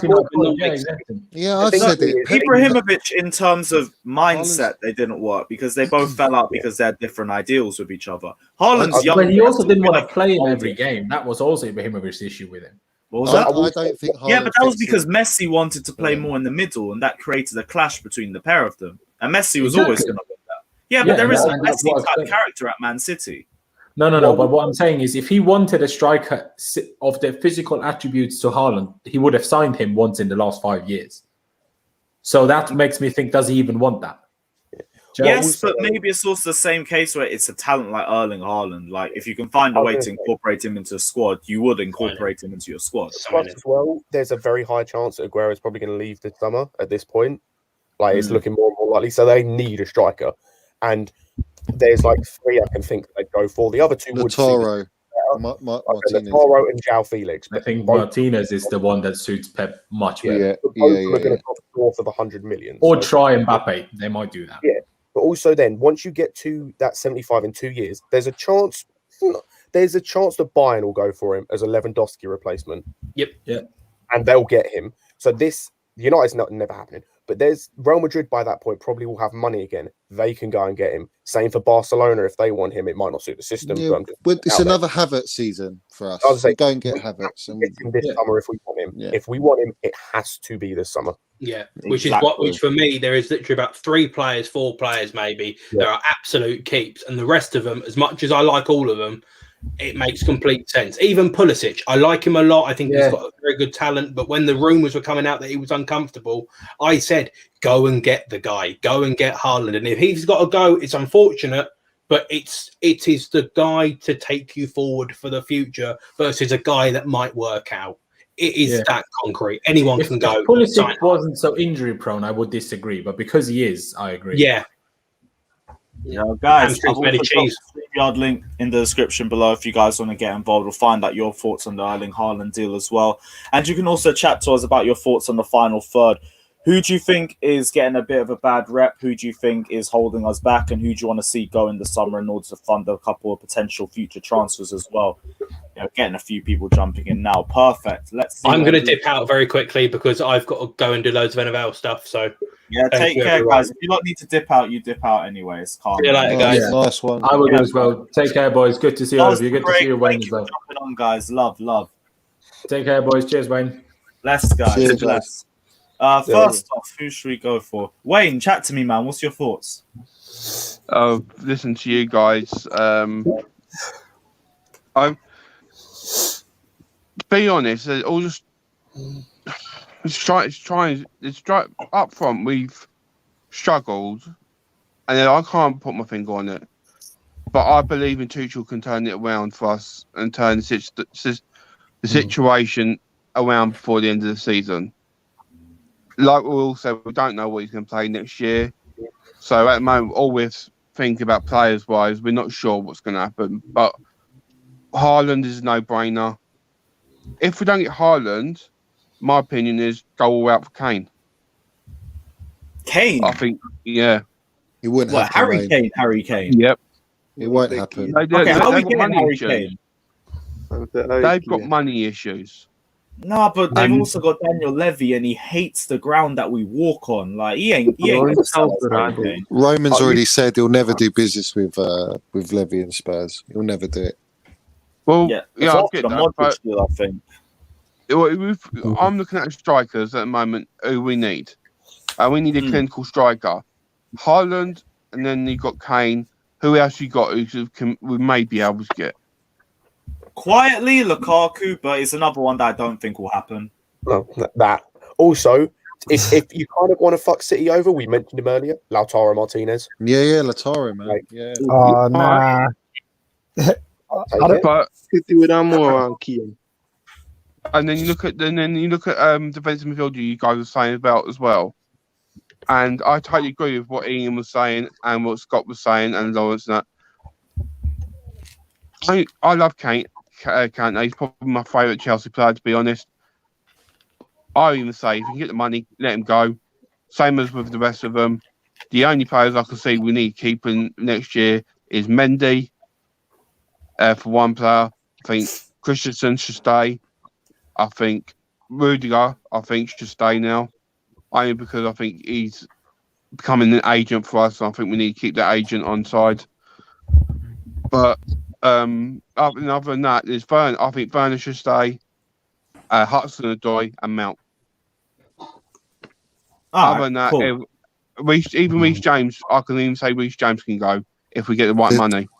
There's one club, Wayne, that would absolutely want Kante in the Premiership, and that's Man United. And there's no way in hell I'm selling Kante to Man United. No, I don't think we sell to I was top thinking six. more like a Liverpool because they play so much higher energy. Or maybe not now in it, but before maybe when they didn't have like this breakdown, I think he would have been good for them. But if we sell Kante, there's no way in hell we can sell him into the Premier League yet. He'll go into as much as we think Kante isn't the player he is. If they get Kante right, it's gonna come back to bite us. So I get if you guys want to sell Kante, but just not to a Premier League team. Yeah, not in the Premier League. If he goes, it will be to Inter. As long as Conte's in charge of Inter will go for him. They've wanted him like every year. Conte's been in charge, I think. But do they have the money, Scott? You see on the DMs. Have you guys? But if we talked about Lautaro, if he goes to City, I see. Yeah. Then They will do. Yeah, it's all about who moves. There's like three Arsenal talked about leaving. What else? Someone else. Ericsson, there's been talk of him leaving. Like it depends on where they get. Yeah. I think guys, have you heard of the DM Locatelli from Italy? No. I've heard the name, but go on, educate us.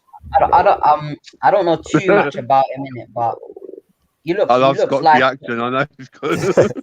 Yeah, it's true though. Scott, what don't you like about him? It's not. It's just for me. It smacks of another Jorginho where you go and buy him. Number one, the club he's at is worse than where we bought Jorginho at. They're currently where are they? Where is Sassuolo in the league? I think they're about mid-table. He looks stronger than Jorginho though. He looks like someone better in the air than him, more physical and defensively better. I don't know. I feel like he's like Jorginho, but I feel like he can play a pass over the top, and he's just defensively better, and he's quite tall as well. So he could be obviously, I don't want to jump to conclusions and everything because I've only seen a couple of comps of him, like all the players, like most of the players we speak about when we link with transfers. But of what I've seen of him, he looks like he's tall, he's commanding, he's good on the ball as well, and he's like Jorginho, but I just feel like he's better in the he's better physically, and he's better defensively, and he can play balls over the top as well. So I don't know. I feel like he's a good shout as well. I don't know what you guys think. I'm not convinced personally. No, I just want Con's whoever what we Tuchel said. wants, mate. That's all I want. As long as it's what Tuchel wants. Yeah. To be fair, with all these fit what he transfers, we can't really jump to conclusion because I think Tuchel now is probably trying to keep the squad happy. So that's why Hakim Ziyech is probably playing and probably doesn't want to bench some of the big money signings because the board is probably telling him you need to play some of them. So I think we just need to wait for what Tuchel wants as well. I'm hearing he wants Frank Kessie or something like that. So we'll have to see in it. Like I think for now the person looking like he's most likely to sell is probably Ziyech. Not because he's a bad player, but I don't really see him fitting into Tuchel's plans. But we're gonna have to wait until the end of the season with all these transfer rumors and what's it called on Kante. Do you think Tuchel would want to keep him or Yeah. Yeah, like Tuchel only speaks about him. Like, he's one of the 100%. players that he regularly talks about. So I feel like if it was a Kante versus Jorginho argument, it's probably Jorginho that goes. And that's not even trying to sugarcoat what he's done under Tuchel since he's joined. It's just one of the midfielders has to leave. I feel like Kovacic is the most versatile of the lot, so he doesn't go. And then it's just a case of Jorginho and Kante. And I feel like for preference for Tuchel, he'll probably keep N'Golo Kante, which means we'll probably see Jorginho leave. I think what's it called? Like Tuchel's only coming now, and by the end of the season, we'll only have like half a year with Kante. So I don't see him because he speaks of him so highly, and he wanted him at PSG as well, like numerous times. So I don't know. I don't feel like he'll come in 6 months in and be like, "Yeah, you're gone."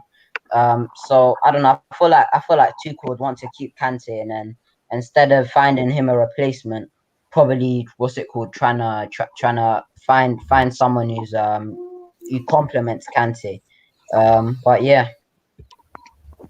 But Tuchel also wanted Jorginho and Rudiger. Who's that? Is that Mount the Goat talking?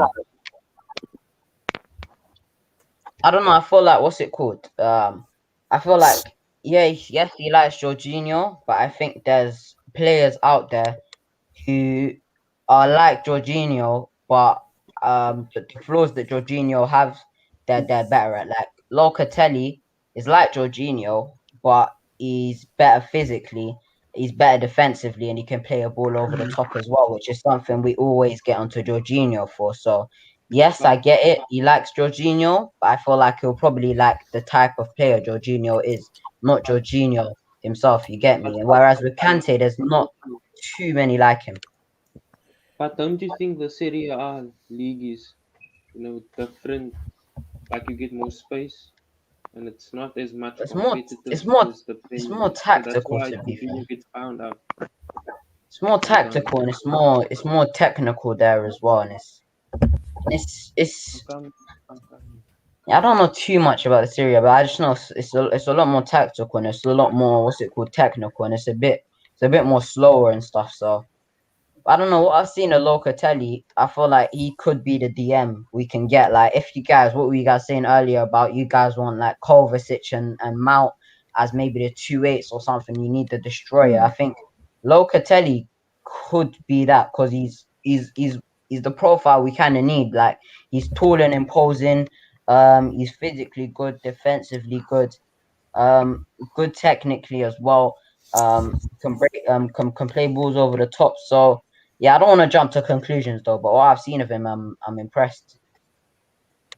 All right, cool. Oscar as well. Chat to me, man. What's your thoughts? Yo, man. What are you saying, guys? Just like basically on the conversation you lot were having before about the attackers, I think somebody hit the nail on the head when they were talking about how we have like a front three that never really plays together regularly. We're constantly shifting and changing. So yeah. I don't think it's the system, because like Tuchel's come in, he's brought a system, and our defense is so much more solid. So I don't think we should change that system. Although I do think it has contributed. I think the biggest issue for me personally, like in the short term, is our best attacker like never gets to play in his position. And like Callum Hudson-Odoi for me is the fluid one that helps us create, and he always has good chemistry. We're speaking about not having chemistry with players. He has great chemistry with Mount, Reece James, Havertz, but he very rarely plays in his position. So when we saw him play on the left side of that 10 against Everton, he was excellent. And I think that if we had that as our first team going forward, he would prove himself by getting goals and assists, and he'd probably make the England squad as well. But I feel like that's quite unfortunate for him. What do you not think about that? I think Callum Hudson-Odoi on the left is a lot more productive, has a lot more creativity, and I don't know. I think it's just with right footers when you cut onto your left. What's it called?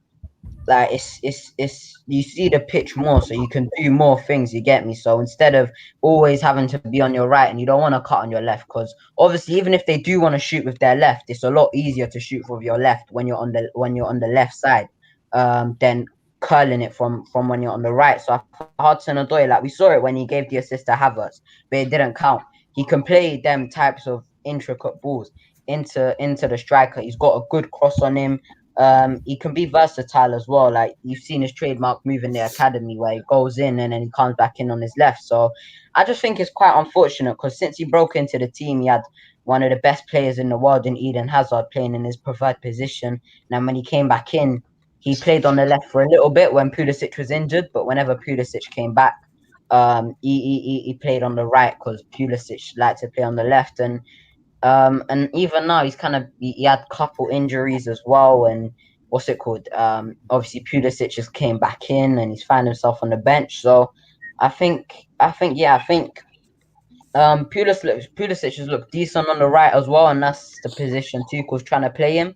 But yeah, I think Hudson-Odoi on the left is just he's a different player.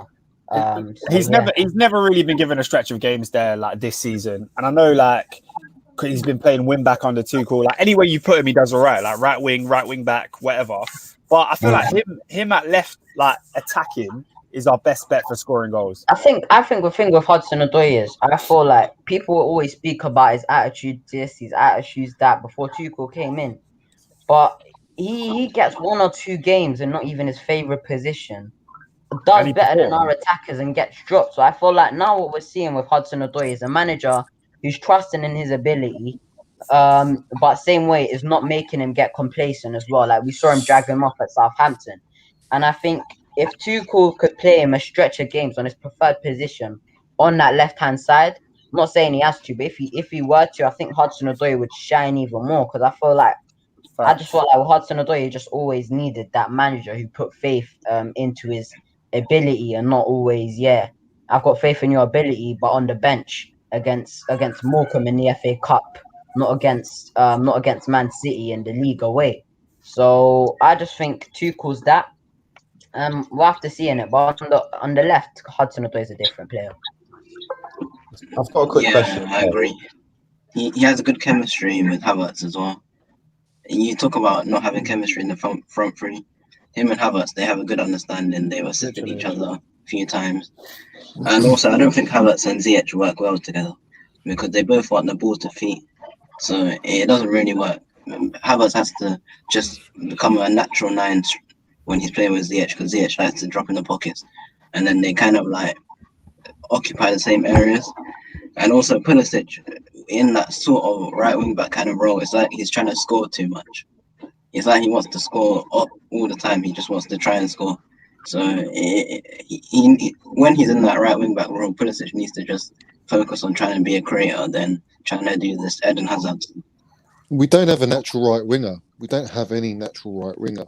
I mean, Pulisic is predominantly played on the left. Werner's played on the left. Odoi's best on the left. Yeah, that's the problem. I think in the summer, we need to bring in someone who can play on the right, and also between Werner, Hudson-Odoi, and Pulisic, it's not going to work. They're all young players. They all prefer playing on the left. It's a long time. It can never really work. So you'd rather see Hudson-Odoi over Pulisic then for the left wing? Yeah, for this season especially because Pulisic he hasn't been great this season. So where do you think Pulisic can fit into our system in the future, or do you think we do need to get rid of him? Like, do you see him in our long-term plans? Yeah, I see him in our long-term plans, but the thing is, it's all about getting results until the end of the season. And trying to shoe him Pulisic in, if that's going to affect the results, then I'd prefer to just leave it until pre-season. I think what's it called? Like, I just want to see Hudson-Odoi a stretch of games on the left-hand side. Like, obviously not every game because there's games where you need to rest him. But we need to manage, like Lewis has said this a lot, a bit like Kante, we need to manage Pulisic carefully a lot, especially with his injuries. So I think even bringing him off the bench, like Tuchel used him as an impact player at Dortmund and starting Hudson-Odoi on the left, and whether he wants to play Pulisic on the right or he wants to play him in a central position, I don't really mind too much. But I want to sacrifice Pulisic, but I just want to see Hudson-Odoi on the stretch of games on the lefts, because I feel like Hudson-Odoi is more creative than Pulisic. I feel like Pulisic has got better dribbling and has just got that. He's just so explosive. He can change a game because he can. It's Eden Hazard-esque, but at a faster pace the way he dribbles at players. But Am I with right in saying Hudson-Odoi, though Pulisic has been played on the right ever since he's come back? He's not been played on the left. Yeah. only Right, one time I so- think that was against Burnley. I just feel like Pulisic is more comfortable. He feels more comfortable on the left. No, I disagree. I think they're both as comfortable as each other there. I don't. I think Pulisic is more effective on the left. I think Odoi is more effective on the left, and you need someone like a Sancho on the right. If you want to play Even like Sancho now starting to play on the left, isn't he, or is he still playing on the right? Yeah, he plays on the left sometimes for Dortmund. I don't. he can play I both, don't but know. he's predominantly played on the right. Sancho. What front three would you guys play against Atletico? Do I we? think Do you want to this one's a see? tough one, you know, because Hudson-Odoi and No, I sorry. was going to say the same as the Everton game, but go off. What are you saying? Yeah.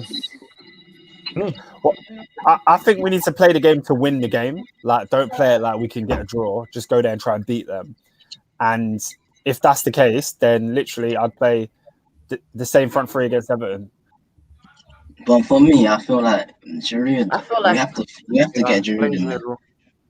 Nah, I don't know. I just feel like Hudson-Odoi and Havertz for me have to play in that front two. I have to play in the front three for me. Havertz is a false nine, but for me it's just that third position, because I get we were really fluid against Everton, but same way against Atletico, you're not gonna get too many chances. And I don't know, man. With Timo Werner, yes, I get he drags defenders really well. He makes space really well. He's got Yeah, good for me, I link-up feel like with Giroud has to play it because Yeah, my he's the only opinion. one with a know of how to score.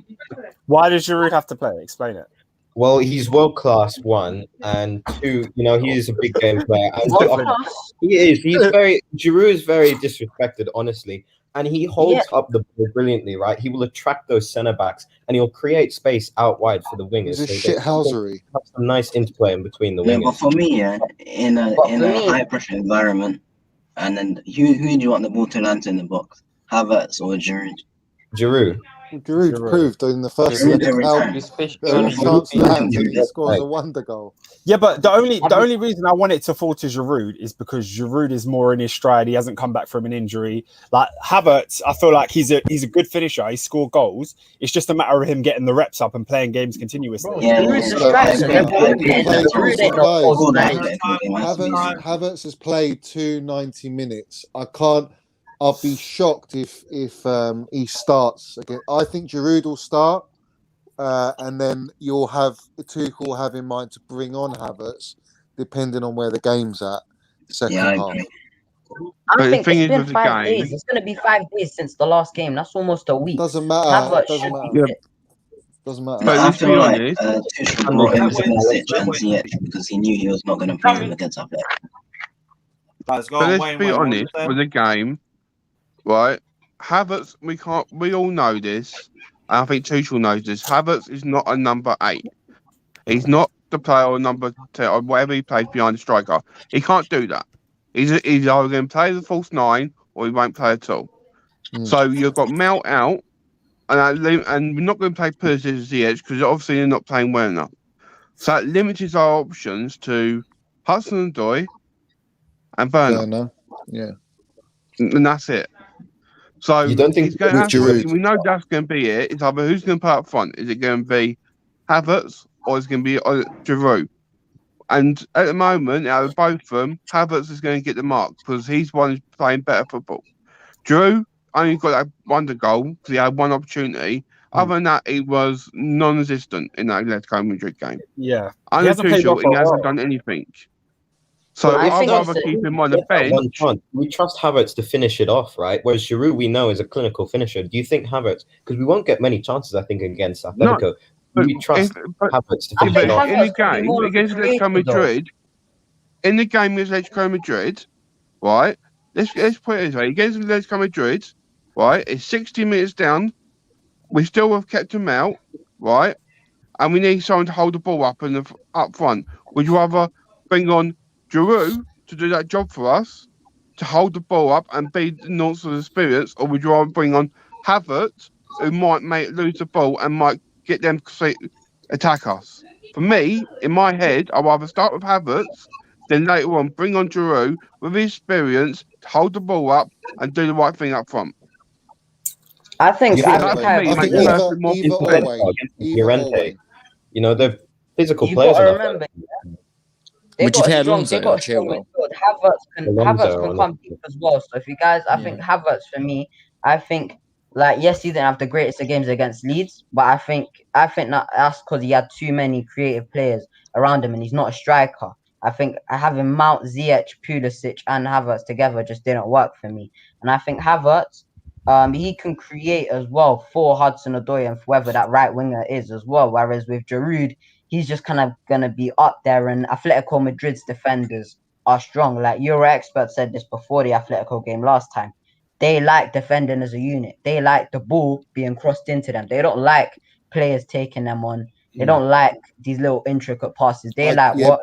I know, but I just don't know if Havertz is going to be strong enough, like Giroud, to deal with the centre backs of Atletico. Whereas Giroud, he was put in there purely for that, because they need to be told and let known that someone is in that box with them, that they have to be concerned about their physicality, not just their hold up, but their physicality. And I don't know if Havertz is going to be too lightweight for that.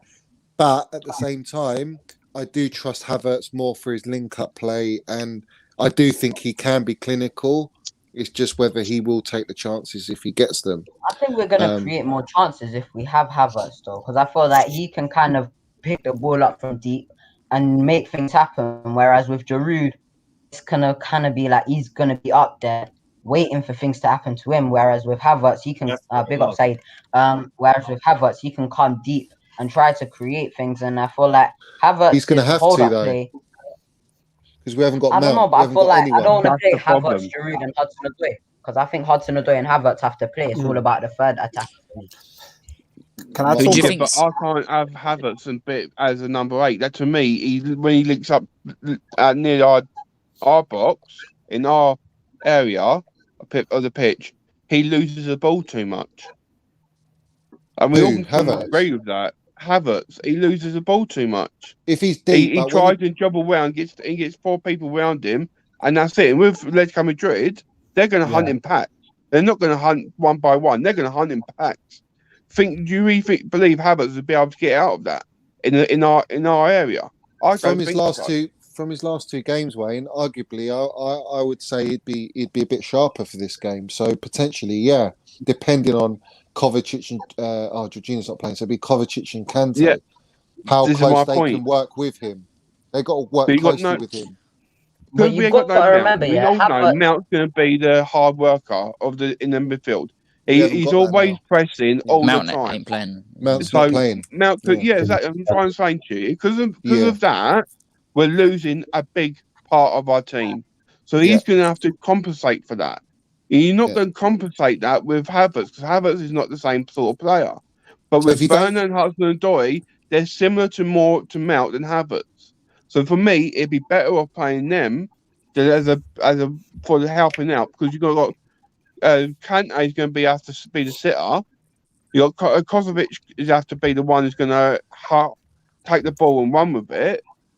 So, in my opinion, it's not worth. Drew's better off playing off the bench than it is from the start. You've got to think of. Fortunately, the suspensions is thrown the spanner in the works for the team. Yeah, we've been killed with Mount and Jorginho, completely done. And it was because of Jorginho that Mount got booked.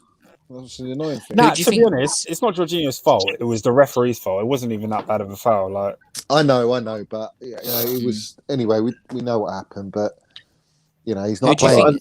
think, who do you think Silva comes in for? Nah, I don't think he's going to be fit. Thiago Silva. I wouldn't throw him in this game. Honestly, keep the same back three. It's been performing very well. AC's been unplayable. AC potentially big up the man. Even Rudiger has shown his class as he is very solid. But where I think the element that we need to switch up in the back line is the left wing back. I think Alonso could be better suited towards this game because he will offer that dynamism going forward. And Alonso will play. They won't out wide. They won't be too much of a threat. I think they'll be going down the middle with their strikers. Suarez and João Felix will be the main threats for us. So Alonso will offer that creativity going forward. And I don't back Chilwell, honestly. I haven't been confident in form of recent. So that's why I'd like to see Alonso play that game. Fully fit as well. Got to remember that they've got no injury worries for this game. Kieran Trippier's back. They've got everyone's fit now, all from the virus. So they're fully strengths. So it's not like this is going to be a hopefully easy game. Simeone's going to drill in them what they've got to do. And let's be honest, against what happened last year against Liverpool. Liverpool was fully fit. Liverpool was favourites to win it. Everyone said Liverpool will win it against Atletico Madrid. They turned the books. They did it because of how he sets it up. So this game is going to be a nightmare for us. I believe in Tuchel. I'm telling you now, I'm nowhere near as confident as I was in the first leg, especially without Mount and without Jorginho. I'm not as confident. We need our players to bring out some mad performance on Wednesday night. That's what I'm saying. Like, we need to go there and win. Like, we can't. I think because what. We just need a draw. Yeah, Sorry. We go through 1-1, 2-2. Yeah, but obviously you can't play for a draw like mentally. Yeah, no, we try can't and win the game. But we've got the upper hand here, right? We've got that away goal. So Atleti, I mean, if they want to play the 6-3-1 like they did against us in Bucharest, man, we can just knock it round them and play for that draw. Let's be real. But if they really want to progress, they will have to come and fight for it, and they will come attack. So that's why, we could be better to set up on the counter and stuff. So we're just going to lose, like Wayne said. We're going to lose a lot from Mount not being there, for sure. We're going to lose a lot. What were you going to say as well? I was going to say, because Nick was talking about Chilwell and Alonso, and I think Chilwell had a horrible game against Leeds, It wasn't good. But I still think he's our best option at left back, like left wing. I still think he's better than Alonso. I still rather see him play. Because I think Alonso, with a consistent run of form, isn't as good as Chilwell, but in the big games, he does show up. He doesn't show up, though, does he? Like, but he was very good in the reverse fixture. And I imagine Correa will play again because they've got everyone back.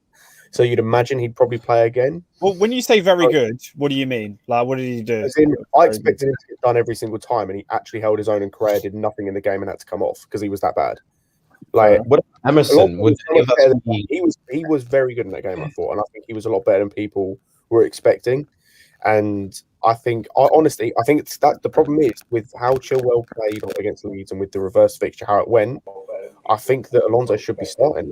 I think he. Yeah, I think he will, Scott. I think. I don't rate Alonso. And for me, it's a dead ball situation as well with Alonso. You've got to say Mount is our free kick taker. He's out. Our second free kick taker is going to be Alonso. He's got the better free kicks, and he's in the box. If he was putting him in the box with his height, we're paying for. We need that for our defense. I just feel like in games when we have possession. In games when we have possession, but like Chilwell's not like a horrible finisher. Like, he's a good finisher. But Alonso's better. He's better. But I just think that our build-up play down the left is so bad with Alonso. Like most games, like we can barely keep the ball down that side. I remember there's a period we were playing Werner and Alonso, and literally we would never play down the left. We only ever played down the right. I think if it's Hudson-Odoi and Alonso, I feel like Hudson-Odoi can occupy the left-hand side at times. That could be a different story. I guess I agree with that. They were good against Everton, so fair enough. I feel like Chilwell, he had a bad game against Wolves when we started off, and then he didn't play for a couple of games, and then he played against Sheffield United, and I think he was still on that bad form. So and then what's it called? And then he had a bad game there. Then again, Man United and Liverpool had good games, and then so I don't know. I feel like the Chilwell. I don't know, man, but I think he just performed so badly against Leeds, and our left-hand side, especially for productivity, was terrible from him. So I don't know. I feel like Alonso, you can't trust him defensively, but he's probably gonna bag in it. So I just have to see. But I'm not really too keen for Alonso, but it's just such a bad game. You can't throw him in. Any discussion about Emerson or no? Nah, not He hasn't had enough game time. As I say, it's not the game to chuck him in. Like, you chuck him in against a West Brom or I don't know, a Sheffield United. You don't chuck him in the quarter final against or whatever it is against Atletico. Maybe give the game on the weekend. You know what's funny, fam? Why are we getting onto Chilwell? Like Chilwell scores our goals. Like I don't get it, fam. Like, do you know what it is? Do you know what it is? I'm a big Chilwell. I like that. As in, I'm not a big Chilwell fan, but I think he's our best left back. But it wasn't about scoring goals. He was really poor. Like every pass, every touch was just a bit off. And then the one time he did get in the box, I hear that, yeah. But here with Chilwell, Chilwell's our best left back in a four, innit? You know what I'm trying to say? Like he's our best left back, but not left wing back. I don't know why man are getting on wing back as well. Like he's our best left back and wing back. Chilwell is not the reason why our attackers are not banging goals, fam. Chilwell should be left alone. Like we didn't concede, so allow the Chilwell play there. I don't care, bro. Our attackers didn't play to their best ability in it, so we need to be looking at our attackers. And what Tuchel needs to do, he needs to keep the same front three. This chopping, changing is very destructive. It doesn't do anyone justice in it. Do you know what I'm trying to say? Like you got to stick to a front three and run with it. Because right now we need results. I don't care if Pulisic, this and that's not playing. I don't care if your favorite player is not playing. You just got to play a man that you can trust right now. Like it's chopping and changing don't help anyone. Like who would you play for tomorrow as your front three? Tomorrow, flipping Havertz, Pulisic, and Havertz, Odoi, and Werner. Because Odoi, when he came on against Leeds, he did. Even though he had that shot, he had an impact sort of thing. Do you get what I'm trying to say? So it would be Werner, Odoi, and Havertz. I don't know about Pulisic. If he plays Pulisic like further forward, then cool. Don't put him right wing back because he can't do that right wing back role, man. You're just isolating him, man. Like I feel like Tuchel needs to pattern up, bro. Just stick with your front three. Stop chopping and changing because it's not helping the attack. Defensively, look, see what our defense is doing well because we've kept the same defense. Aspie, Rudiger, and then what's his name, Christensen. He changes sometimes, puts Zuma in, but you have to keep the team the same, bro. Stop chopping and changing. It's not going to help. We've got no consistency. That's the problem. That's the thing. Like you're just chopping and changing because like Pulisic was playing because that was a media thing. Like he was just trying to show to the media, look, this is the reason why man don't play you, sort of thing. But you gotta just stick to your guns, man. It don't matter if Pulisic is not playing. I want him to play, but he's not on form and he's not fit. So you get me. Do you reckon tomorrow he's going to go with two up top and have the 10 sitting behind? But then who are you going to play? I think. I reckon personally he's going to go Werner and Giroud again and then Havertz and a 10. We don't need Giroud. Giroud's a good impact player. Yeah, I hear that. There's no way you can drop Callum Hudson-Odoi. For me, he's the first name on the team sheet in the attack. For me, he has to be. Giroud should not be starting, fam. If we got Giroud starting, we've got a big problem, fam.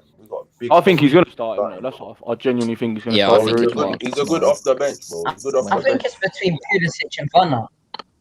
So we're going to play between Pulisic and Werner, man, because I feel like I feel like Werner, he'll have better chemistry with Havertz and he's better interchanging with Havertz and Odoi. But I don't know, I just can't rely on his finishing. I'd rather try with him. You'll agree Odoi has to start, man. On the left.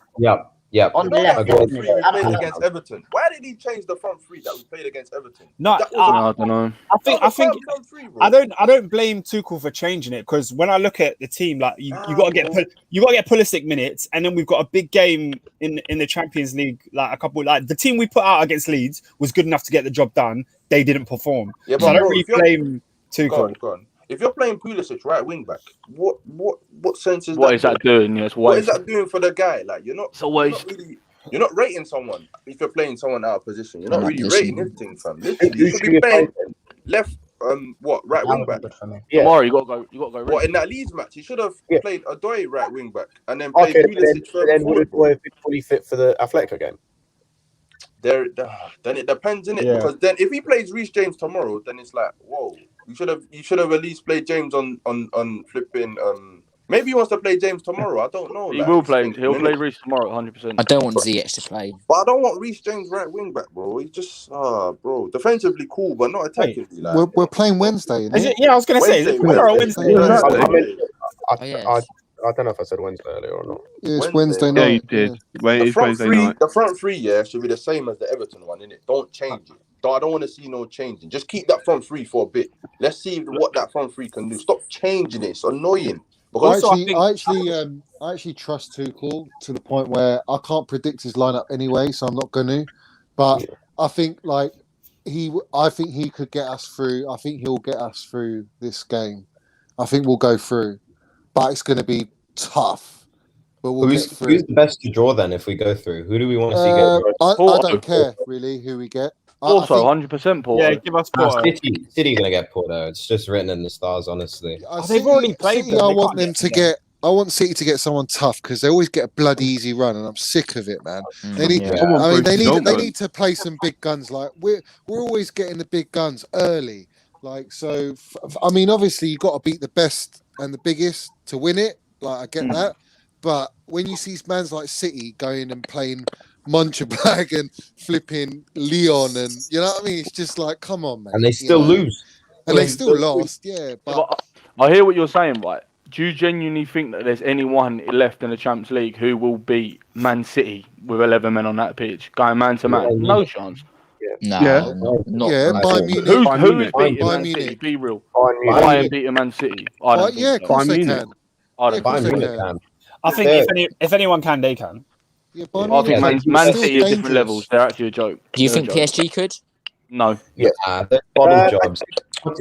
No, but Man City have got the mental block, bruv. They've all got the mental block. I agree, because like, who would have thought Leon would knock them out last year? Yeah. They haven't. They've got every time they get to the semis or they get close, they just buckle, man. Yeah, they've been knocked out. We'll see this season because this season they're on fire. For me, they're favourites to win it. I'll be honest. I don't. I wouldn't say. You know what? I wouldn't say City are on fire. I would not say they're on fire. They've played better football than they have this season. They just won 22 games on the bounce.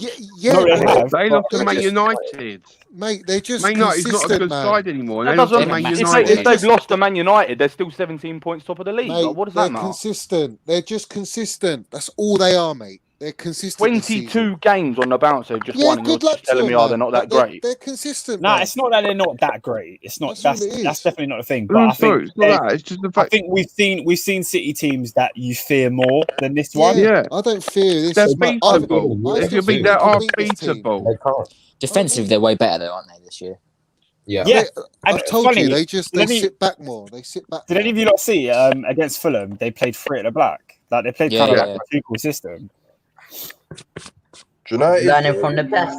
All I can say. City are not that. United with the Champions League, I don't care who we draw in it. We're Chelsea in it. You know what I'm trying to say? Let's respect our team in it. You know what I'm trying to say? Like, I fancy us against anyone.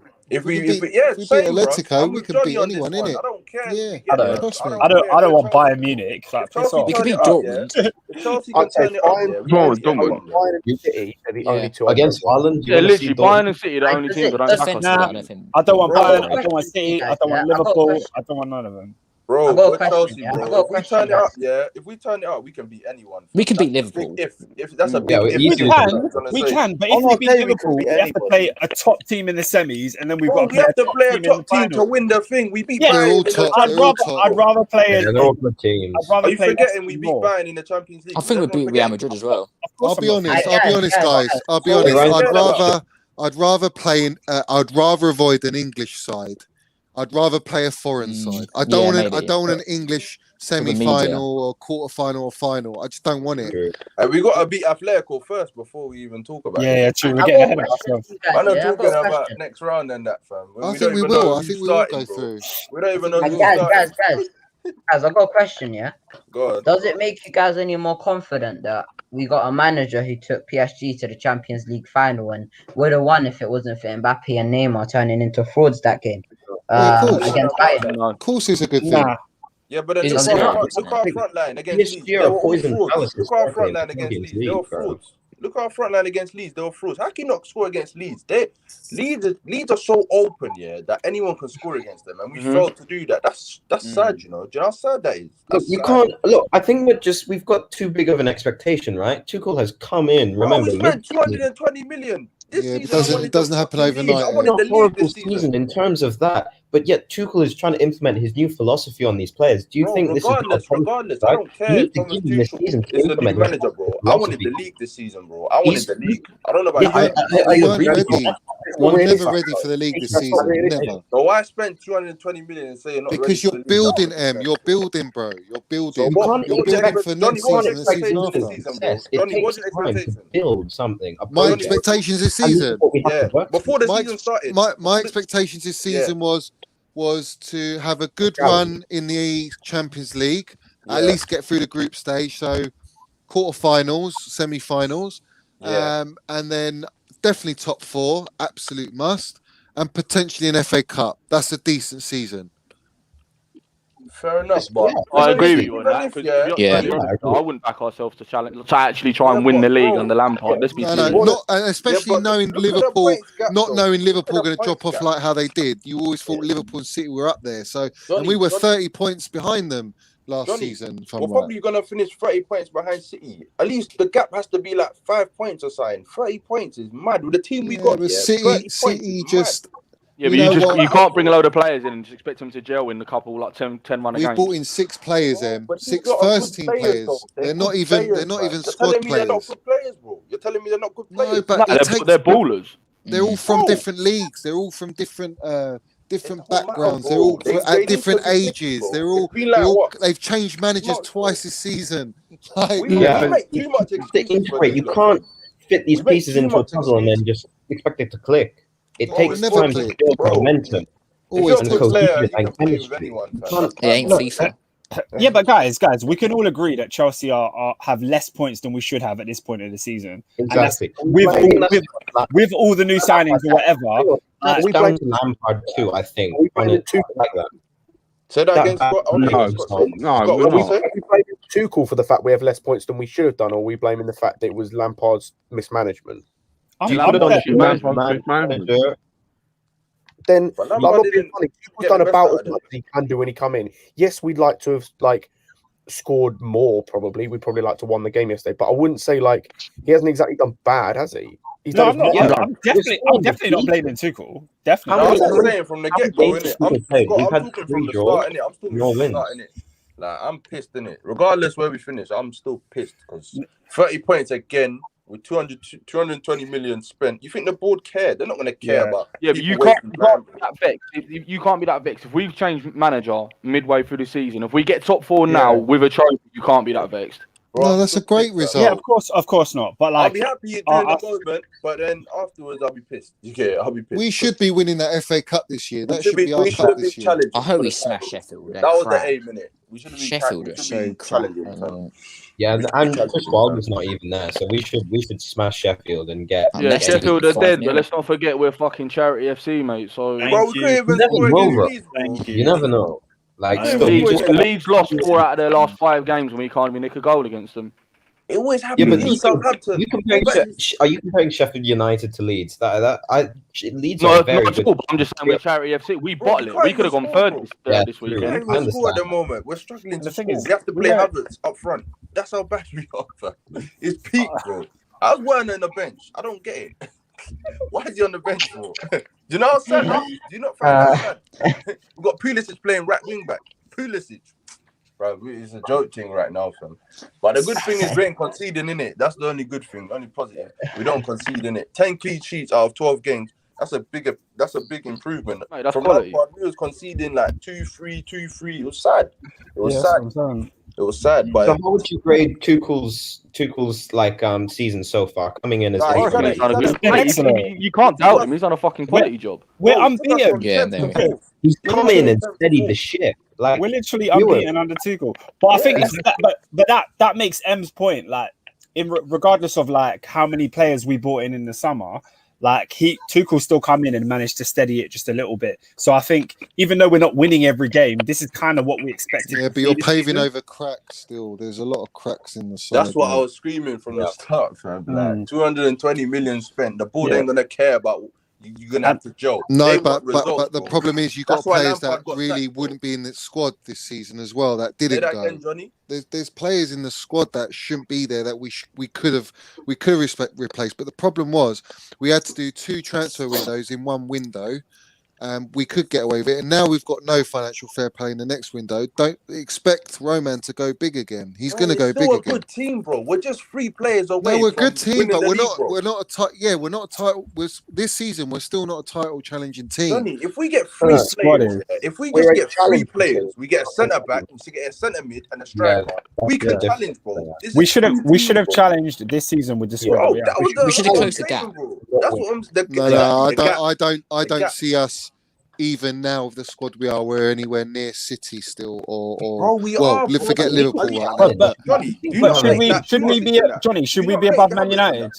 Yeah, we should. We definitely should. We have a better manager than United. The difference with Man United is, regardless who their managers and that, those players have played with each other for what 3 seasons now. Oh, that's not. You're placing too much emphasis on that. I don't think that. No, that's a big emphasis because they've made minor adjustments, minor tweaks.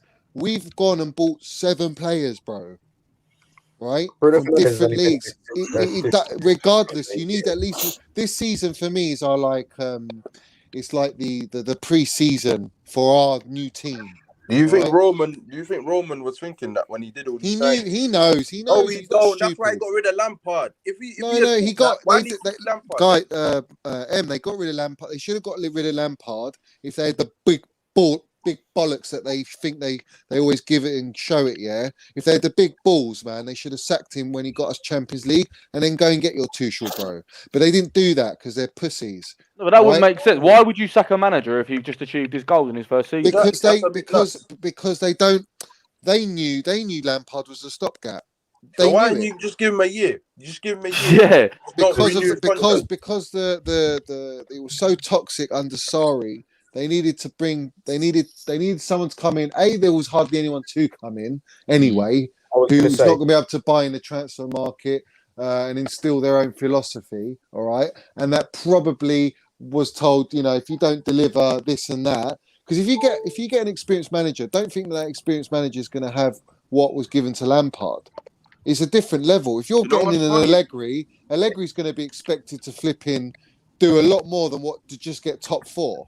Do you know what's jokes about Lampard? Like Lampard's so funny, fam. Forget when the season started, he said we're challenging, we're gonna challenge. There's that down the line before he got sacked, he's like, this team's not ready. Like, come on, fam. You can't be saying things like that, bro. You can't scream from they're not. They are. He's telling the truth. It's just that he maybe shouldn't have said it. You think when Roman gave him 220 million, he said to Roman, we're gonna just scrape the top 4 again. Come on, Johnny. No, it's not scrape. It's not scrape. It's not about scraping the top 4. It's about the thing is, you got to accept we're in very unprecedented times. There's a lot of issues around just turning up every game and expecting to dramatically win every game or draw and win and not lose any games and have games every 2-3 days and not have as much training in between games and have injuries and train separately. Every club.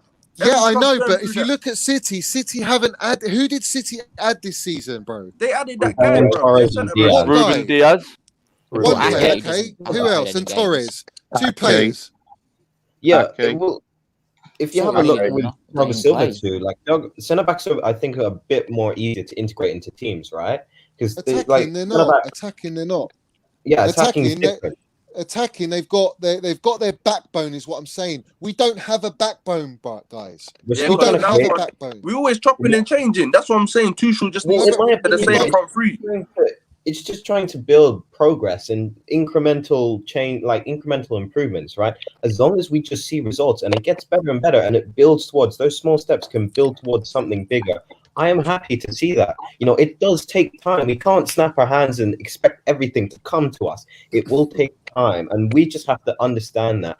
So, yeah, that's what we need to do. Who did United buy, guys? Who did United buy? No one, right? No, they didn't ban anyone. Right, exactly. No, Van der Beek, They just Van der Beek, continued, Diallo. bruv. They all know Van their der Beek and job. Diallo. Yeah, Yeah, but but they've hardly Ellis. played. They've Cavani, hardly played. technically. Yeah, Cavani. They've, yeah. they've hardly Ellis. played. Like substitute. He's like come on the bench, impact player, right? They're not pivotal Yeah, players. but is we what were I'm saying. different because we got rid of Pedro and And Willian, Telles so we as had well. to replace Pedro and Willian. So it's different. It's different, Johnny. We're not every club not going through the same phase, innit? We had Well, to get. that's rid of, what I'm saying. we had to We've lost replace Pedro and Hazard. Willian. We've lost Hazard, transfer ban. Yeah. We've lost Willian. We've lost And Pedro. We've Yeah. lost. They're big players, bro. Regardless what you say, Yeah, but these players have got to do more, man. I'm not buying it, man. I'm not buying it. These Our man- average age up Diamond front that, is about 21 years old, man. Bro, I don't care, bro. If you're good enough, start delivering in it. Stop excuses, bro. Oh, this and that, bro. You're professional. You're being end of the too day. you're not Too critical, being in my lenient. opinion. Yeah, you're Nah, bro, I expecting don't care, way bro. too Shut much up, from everyone Bro, in that board knows. Was it I don't- not yeah, everyone but- happy when but- Havertz No, signed the they've deal? expected to challenge, bro. It's not expecting way too much for us to have like what 10 points more than we have. He's not saying that he wants us to win the league this year. That's No, not- he said we He want. said wants we to wanted win to the win league the this year. league. Yeah. He said that. But you know what I meant by that, bro. You know what I meant by that. Obviously, Got to be up there. We shouldn't be where we are now. We shouldn't be where we are. Look, if we had Tuchel from game one, we would be. Yeah, You don't know that. You don't know that. Completely different season. You don't know. You don't know. You You do, can't man. say. Come on. I don't know. We would have, Johnny. We don't know, but we can have. What? And he has hypothesize, all innit? those We can have- injuries we as can have well on top hypothesize. of it. No Ziyech, no Pulisic, Odoi in and out maybe. What injuries have we had that's affected this team? Timo, no Havertz. Johnny, What do you he think adapts, Tuchel's going to though. do He with that? adapts, though. He's Tuchel come in, adapts. bruv. He Tuchel's come knows how in, to adapt, and though. he's been able to rest Havertz and get him back to normal Yeah, because but he's he got adapts to Odoi, the because he's situation. got That's a why we're Ziyech playing three at the because back. he's He's got an a- adapter. What? He adapts, though. He would have found a he solution. adapts. He would have adapted to Yeah, the but he had situation. more options to adapt, is what I'm saying, bruv. What? At You the said start of the if season, Pulisic, he didn't Ziyech have got injured. the amount of Pulisic, injuries, Ziyech- bruv, we had in the start of the season. Who have we had injured this Pulisic season? I know and Ziyech, Pulisic and Ziyech You has been said out. Pulisic and Ziyech. Pulisic, Ziyech, Kai Havertz, all been out for a majority of the season. Johnny, Okay, Johnny, three players, that's Pulisic and fine. Ziyech has They're hardly three played massive under players, him. though, bro. They're three Yeah, massive they're hardly played our under him. attacking backbone that we're trying to build. So if those players are not there to play those games, how can you create that backbone to achieve success? Right? We Yeah, need. but Nick, he would have You can't. adapted. He would have adapted like he's doing now. Has can't- Pulisic you- and we Ziyech can't all Adapt been with what, featured? though, Em? instantly. If you've lost those three players, how can you adapt, bruv? Johnny, He's Johnny, got these options Pulisic now. and Ziyech have hardly played. They've hardly played, bro. They've not played at all. Like he's not played them. So he would have adapted. He would have found his solution because that's a coach. He would have done something different. I can't see it, man. We're talking ifs and buts.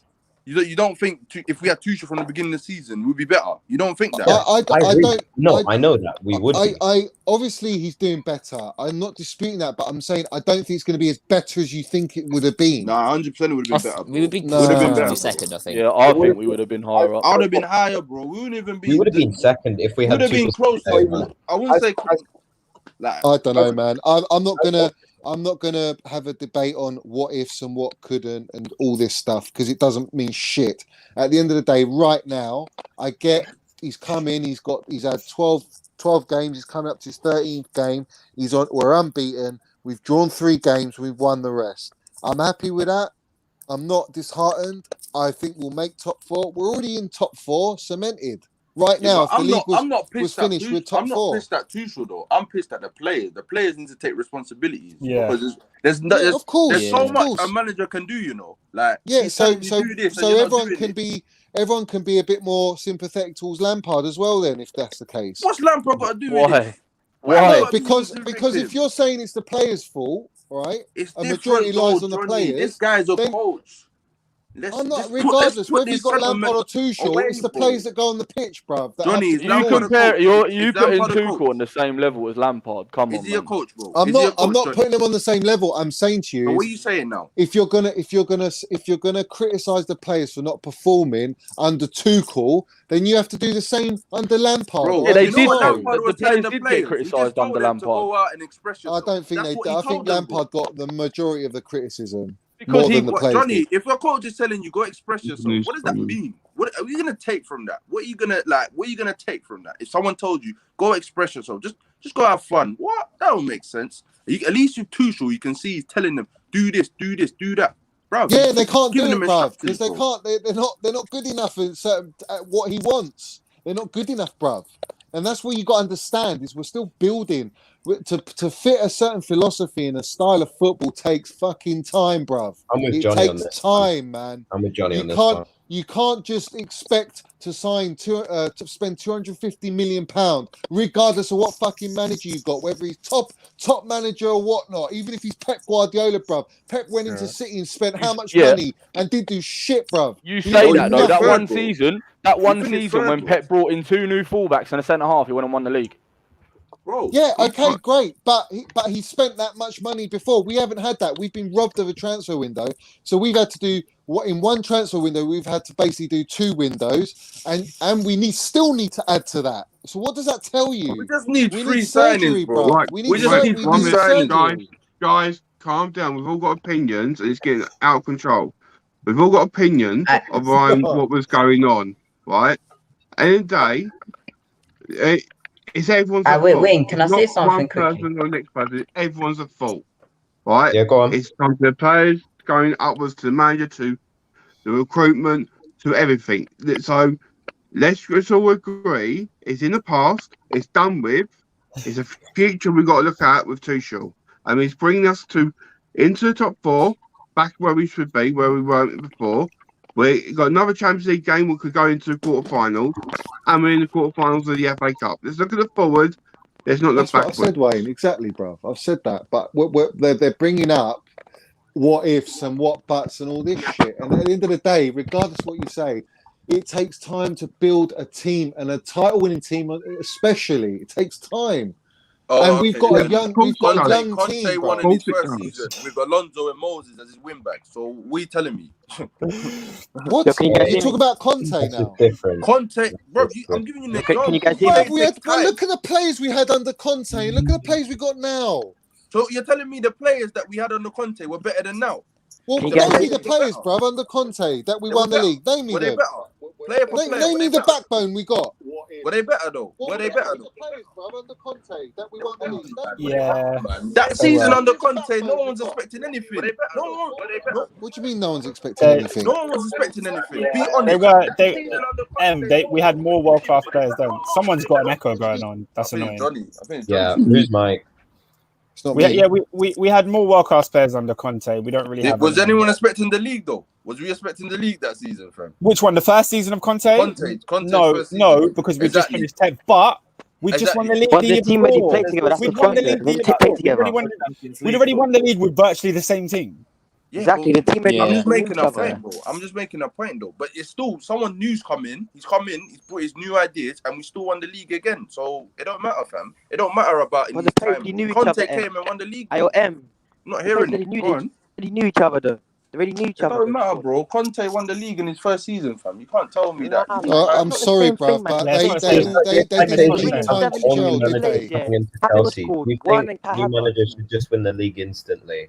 Because Conte set that example. Do you think then, all right, all new managers coming in need to win the league in their first season? Then? Obviously, not all new managers can in it, but I'll just give an example because he's like, it takes time. Yeah, it might take time, but Antonio Conte proved that it don't need time first. He just put Alonso and Moses. We won a league with Alonso and Moses as wing back. Since 2016, 2017. Yeah, it's only like 5 years ago, bro. I think it's got nothing to do with like the new manager coming in. It depends on what squad they're coming into. Like the squad that Conte came into was a squad that had already won the league before, and he just brought us back to where we should have been. That was our level. Yeah, so, that's a great assumption. And I think someone coming into this squad that we had at the start of the season, it's not that far-fetched to say that they should be like 10 points higher than we are. We've lost some really silly games this year. So, like, I don't think we should have won the league. Definitely not. But we should have top 4 secure. Like 5 points. We should be like 5 points behind City, innit? We should not be. How many points is it? 20 points. We should be 5 points behind City. That's what I think, anyway. Fam. With the talent we got, we should be close. There's no way it should be 20 points behind City. That's crazy. Yeah, we're 20 points behind. So you're saying we should have 15 more than we have? We should. Yeah, Look at the games that we lost. Should we have lost those games? So that's 5 games you expect us to win that we didn't win. That we lost. With the I talent we don't have, know about forget that. about form. Forget about the form of the players. Talent, bro. Talent. I'm talking about talent, bro. Considering we've only lost 6, I don't know about that. No. Now, I'd say 10 points. Way too critical, no, I don't think man. that's fair, man. I Way don't too think it's fair, man. Bro, you don't rate the team then. You lot don't rate the squad then. No, I understand Wait, that can you the hear team me? needs time to build. That's what I understand. Lewis, can you hear me? And I respect. Yeah, I can hear you. So how many points do you think we should be off City then? Everyone, how many points do you think we I should think 15 should be a reasonable. 15. 15 for now or 15 for 15, like... man. 15. No, We're wait, talking 15 about- for right now Look. or 15 for if the season started now and we were wanting to see where we were by the Let's end say of the it. season ends today, yeah. Let's say the season ends today, yeah. How many points do you want to be off City? The season ends now. How many points do you want to be off City? But we're taking everything that happened before into account. Yeah. How many points do you want to be off City? 10. We're 20 points 15 at clear least, right man. now, so I'd like to see 12, 15. Yeah, Yeah. definitely 12. That's not Four that wins. far fetched. But let's say the We were let's say the 30. season What were we starts, last yeah. year, Lewis? We were about 30 points off in it. Yeah, we were Yeah. 30 off in the last 2 seasons. Yeah, so half get of that that down is an to 15, improvement. 12. No, Half but of that is an improvement. fair enough. Dead, man. Look, Next the board season, will- I agree. Yeah, it's an improvement. That's a fact. The board won't right? see it like that though. What do you think the board's gonna make of this, bro? They're gonna see. Well, the board has to learn That's something, right? That's- And they need to change. And I tell you what, right? You can go and spend all the money in the world, right? But no matter what happens, there needs to be a manager that manages those players. And each manager has a different style, different philosophy, is different that none of these experience. guys are his players, And they man. have to, they're going to have to, as they're told, go in and magically mold these players to play together, to adjust to their system, Yeah, but to that's try and win Chelsea, something. bro. On the And Abramovich, I is know that it's not Chelsea. I know it is. Is that not Chelsea, bro? But the board has to. You need to draw the line somewhere, bruv. You have Bro, to if draw it you're somewhere. gaining success, why are you gonna change it? But it's not been success right now. Man Right City now, in it's the not league. success. Bro, every time we change a manager, When was the last time we won the league, bro? It was only like 5 years ago, or what? 4 years ago. A long time. That's a long time. That's a long We should time. be challenging every season. Exactly. Yeah, but What, every man? season.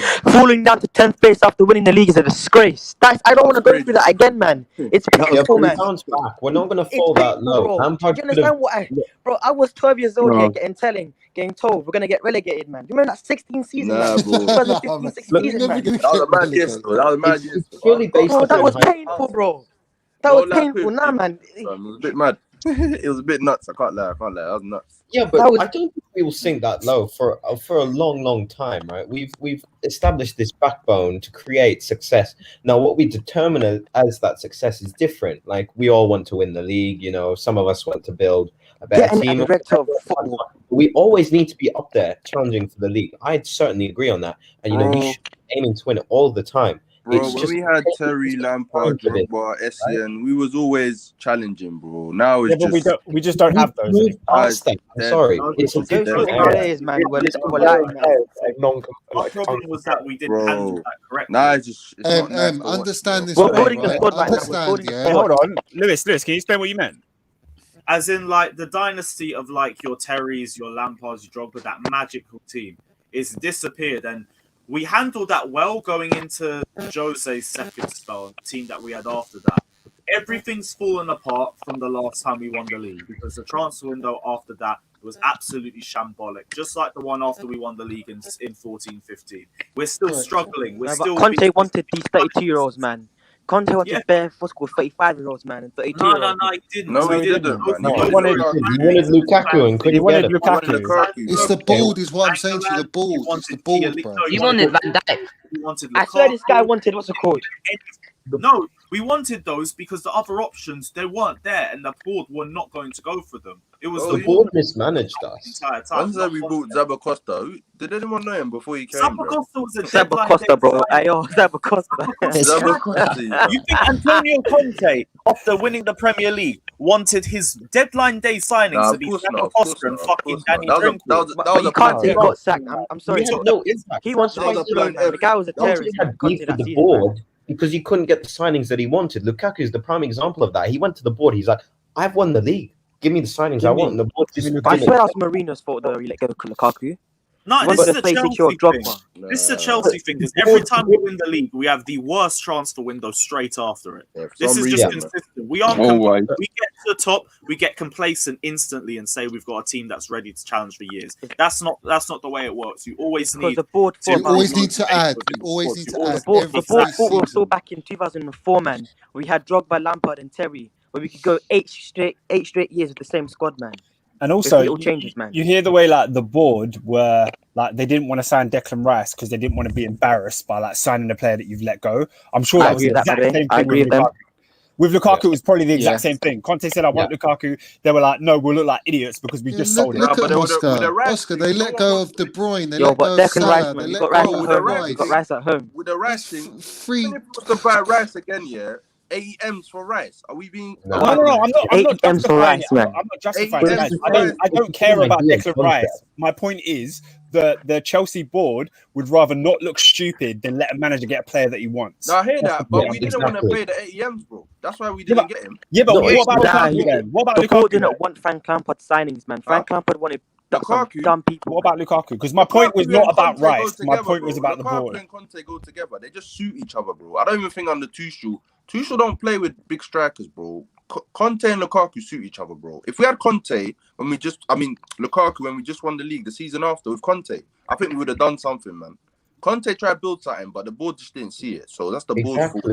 See, that's what I'm saying to you, Em, is the board just throw money, they throw players, and then they just expect the manager to come in and do the magic. I agree with you, man. Oscar might have a point, though, because maybe they didn't want to look stupid in it by selling Lukaku and buying him back in it.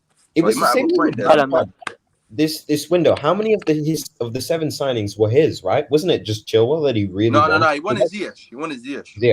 The rest were thrown at him. They're like, okay, here are these players.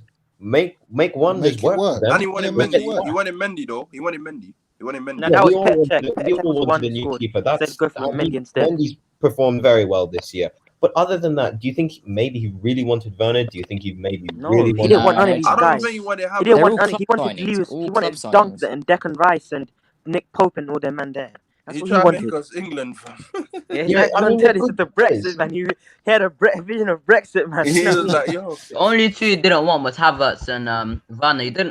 He wanted Lewis Dunk instead of Thiago Silva, but Lewis Dunk, you can't complain. Is he high? Lewis Dunk. Bro, you wouldn't have Ben Jacob White. Tarkowski as well from Burnley, man. He wanted Jacob Tarkowski from Burnley, man. Brexit used to play for us. I understand. Bro, that James Tarkowski and them, man. What? Exactly, word, man. What? No, What Lampard on, fam? Bro, we would have ended up with a midfield with Declan Rice, Mason Mount, and Billy Gilmore. I don't blame the board, man. You can't blame the board, for not getting those players, man. I'm sorry, man. This guy wanted Jacob Tarkowski from Burnley. Come on now, man. Shit. Oh, shit. Yeah, no, well, you have to. Look. The only person who's not going to work is Timo Werner, bro. Yeah. Havertz was, I'm not going to say generational, but he's a very good talent. Thiago Silva is It's Thiago Silva in it. Let's not. One is a kebab shop, Jamie Vardy, man. The guy is a remix, man. All the straight. It's only I don't Timo think the Werner, Prem bro. suits Werner. Timo Werner? Yes. Man and poor score. Yes. Give it some of that. You know, I put that in Johnny. Yes. Was it Johnny? Lewis, I knew Wait, you. one more would time, do Liz. that. One more time, bro. One more Who time. put that up? bro. Johnny. One more time for everyone. Hey, Johnny. Lewis, I hope Lamb don't see this. I hope Lamb don't see this. Hey, please, let's not make this Mason Mount podcast. I don't want to make this a Mason Mount podcast. Huh? I don't want this to be a Mason Mount I podcast. love it, bro. Do you guys Word, think man. Werner I'll leave it suits there, the man. league? I don't want to beef with Johnny tonight, man. I'm tired, man. Bro, Johnny, I'm tired of this Mason Mount podcast. I think we should Let's just talk about end it, Chelsea, bro. I'm tired of this Mason Mount podcast. Lewis, No, I my just G, need an man. excuse to drop that. I can't. Nah, even bro, this explain. Mason Mount podcast does my head in. It does my head in. It's making me not like him. It's making me not like him. But I can't lie, you man. We're so bad in the final third, man. It's giving my We're head. so bad in the I'm final getting a third, headache, man. bro. Can we I talk about understand Chelsea? We need to improve in the final third, your no lie. opinion, you know, Bro, but he's a good I player, think but let him improve. Done. I don't want Do you him think Werner suits his arguing. league? Werner? Nah, Werner's Yeah, dead. Werner. No, he I'm will sorry, not man. leave. Yo, Behave, Werner's done out here, please. bro. yeah, Nah, fat. come on. Nah, Behave, Werner, please. hey, Behave, Werner, please. don't play to his Don't strengths. start with no, this man. again, Nah, please. man. That guy, Yo, Em, what's your opinion on Werner, man? What's your opinion on Werner, Em? You sound childish as Werner, always, yeah, bro. and Come listen, on. with Werner, yeah,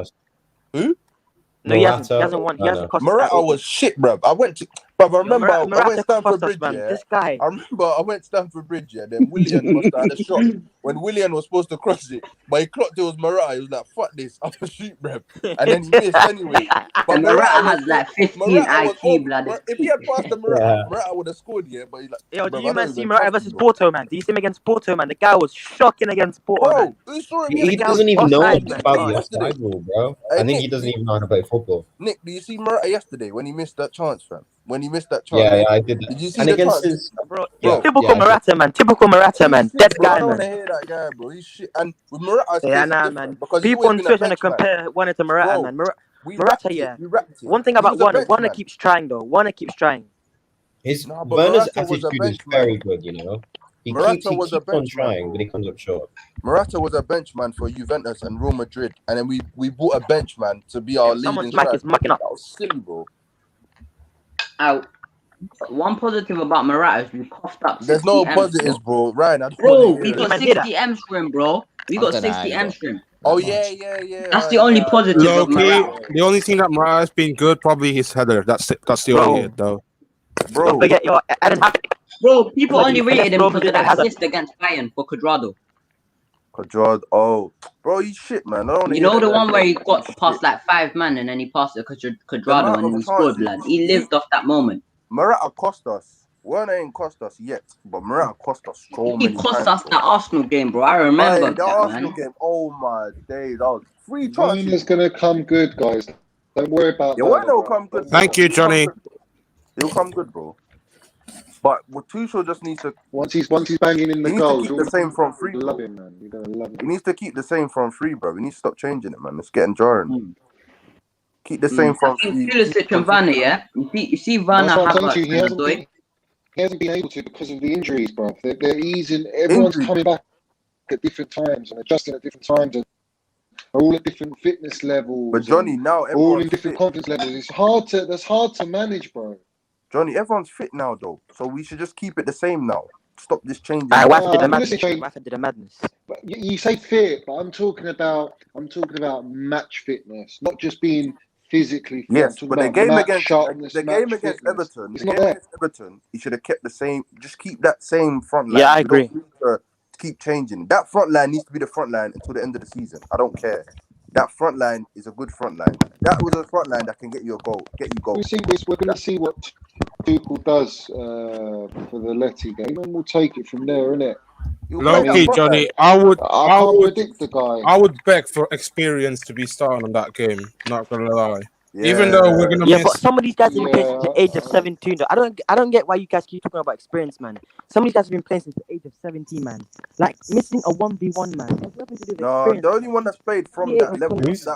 Johnny, sorry, Kazi, you're being reactionary then. Sorry about that. Nah, man, Kai Havertz here plays like he's 28, man. He's so intelligent, man. I don't think he doesn't play like he's 21 years old, man. Yeah, that's why we bought him, bro. Havertz is composed. People don't age excuse, man. Some players play. People don't rate. People underrate how good, how composed Havertz is, They bro. like Havertz and come round often. Kaz, there's some So- people that are young, but they're shit. Like they're just Yeah, shit. exactly. It's gonna Yeah, take us man. Yeah. everywhere, bro. Some man No, are just but the age is a huge factor, man. It really is. Like, So we just pay Silva. Havertz played in the Champions League last season. Kaz, there's some man that should be playing champs in our team, but I don't know why they're still in our squad from. They should be playing championship football, bro. Yeah, Tammy Abraham, man. I can't lie. Tammy Bro, Abraham, he should be playing bro. champs, bro. He's not He wants to be championship quality. Yes, Low-level he's prem. championship quality, man. Low level Guy, prem. He's definitely No, Premier 65, League man. You're level. 65 for nothing, man. You can't head the ball, you can't hold the ball. In the Prem. Kazi, his hold-up play is so poor at times. Bro, what team will What, he get man? into? Who said he wouldn't I'm get defending into Tammy Abraham. He's a crap player, man. First What of team all, would Tammy get into in the lower league, a lower team in Prem? He won't get into any of them. yes, he would, bruv. How can a guy Mm. that scored 15 goals in the Premier League, you're telling me he's a championship Leeds would striker? take him. Bro, That's look at the garbage. teams that he scored That's against. Look at the teams that he garbage. scored against, man. Whenever Tammy Oscar, Abraham who goes you against So get- defenders what? that He have scored brains, against the Liverpool. guy He scored flops. against Bayern Munich. What's your Oscar, point? what team Leeds is he would gonna take get him. into? Wait, let me go Oscar, through. what team? Yeah, you lot are being harsh still. He played for Brighton. Leeds would take him. Brighton. He's better than Yeah. Bamford. Ahead of I don't who? know. What do you mean ahead of who? Brighton gets Mopey. fewer goals. They've got He's way better less than Guy Mopey. trophies. 6'5", bro. Ahead You of you, understand, bro. man? You Ahead of expect Mopey someone and to head the ball flipping properly. Mopey. He's better than Mopey. I got to shoot off, guys. Hey, Lewis, big up, bro. Who else? Bless, bro. Bless, bro. See you tomorrow, man. He'd play in Southampton. He'd play. See you guys. Next to Ings. They play with two strikers. They play with two strikers. I'm not saying that he's not better than Ings. He's not better than Ings. But they play with two strikers. He'd get a game at Crystal Palace. The guy would go to Brentford, man. He would play in Brentford. I don't think Bamford's that good. You man, I'll keep it 100 with you. Yeah, everything about Tammy Abraham screams to me about Crystal Palace. I can't even lie. Yeah, Palace. Yeah, with Benteke and them and there, Zaha and Benteke them and there. Palace. I don't know, man. He just screams to me Crystal Palace. That's it. Palace are a dead team anyway, bro. They only got For me, it's what I expect of him, though.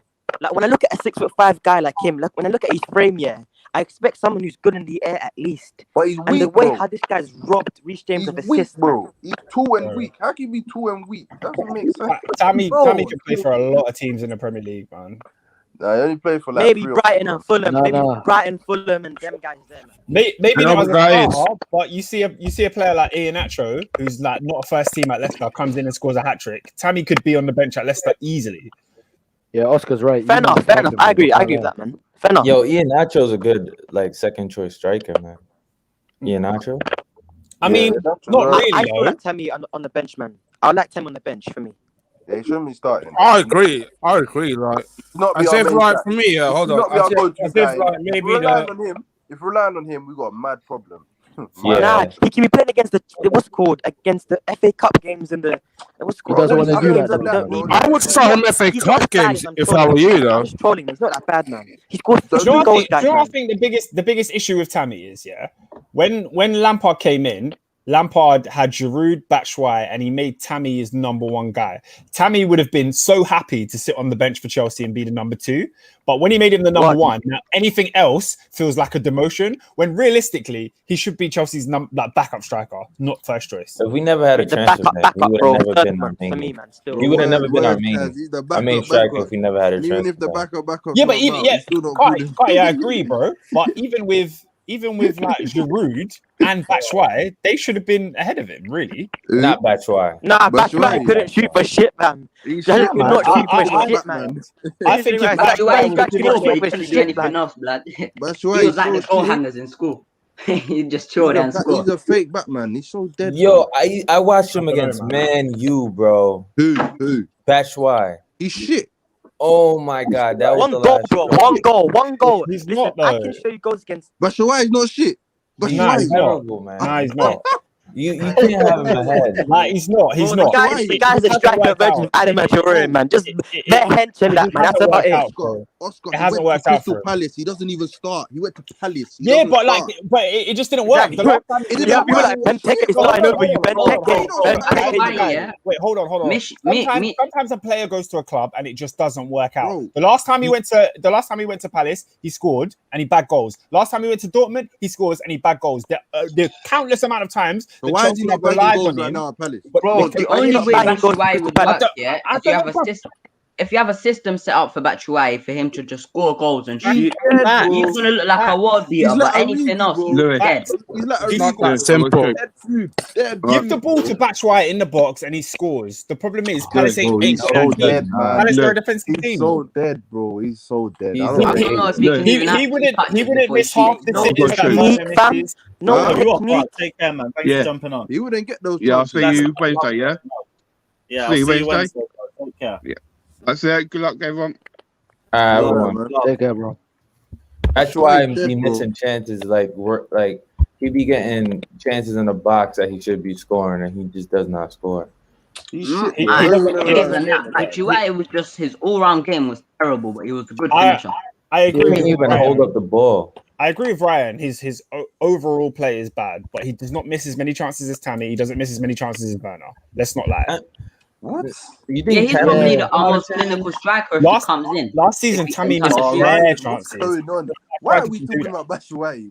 Bro, I'm saying he's dead, but he's a good finisher, but his all-round game is dead. That's why he's never gonna work. He's dead all around. He's not even. The only way he's gonna work is if you have a system set up to him for him just to score and finish, and that's it. Isn't it? Everyone needs a system. Batshuayi is shit. That's why we got rid of him. Bro, I'm not saying he's not dead. What I'm saying is he's a good finisher. If we try trust him, he would be starting. He would not be in Palace, but he's shit. That's why he's at Palace, bro. Tell me Abraham's better than Batshuayi, man. Tell me Abraham's better than Batshuayi. He's not a good Ryan. He's not a good finisher, bro. He's a good finisher.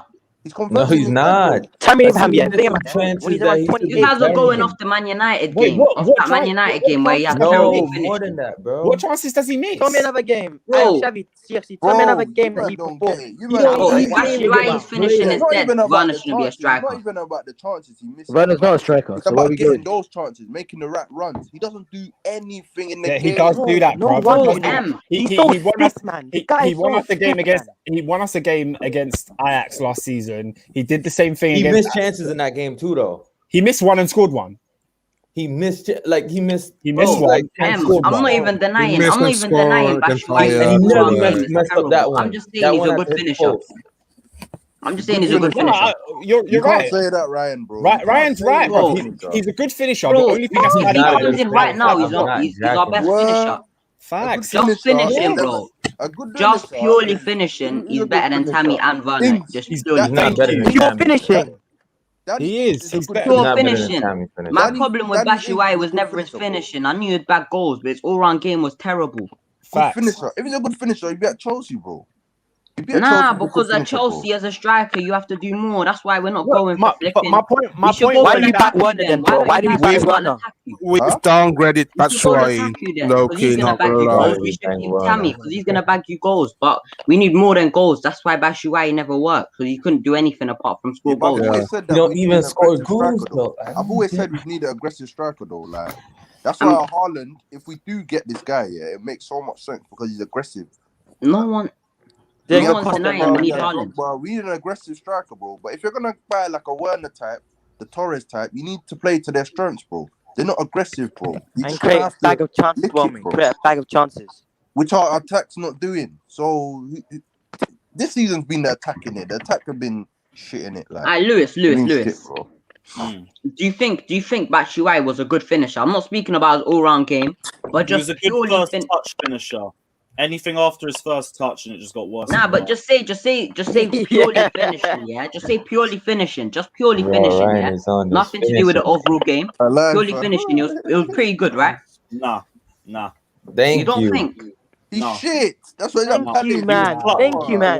Ryan's going up. Hey, Ryan, just stop this Batshuayi talk, bro. That is the so guy's hard. level 1 Call of Duty player. You know one of them dudes that can't shoot. No, I just think, yeah, if he was given the run of games that Tammy was given last season, he would have scored just as many goals. No, he would have not. He would have not scored that goal against Arsenal.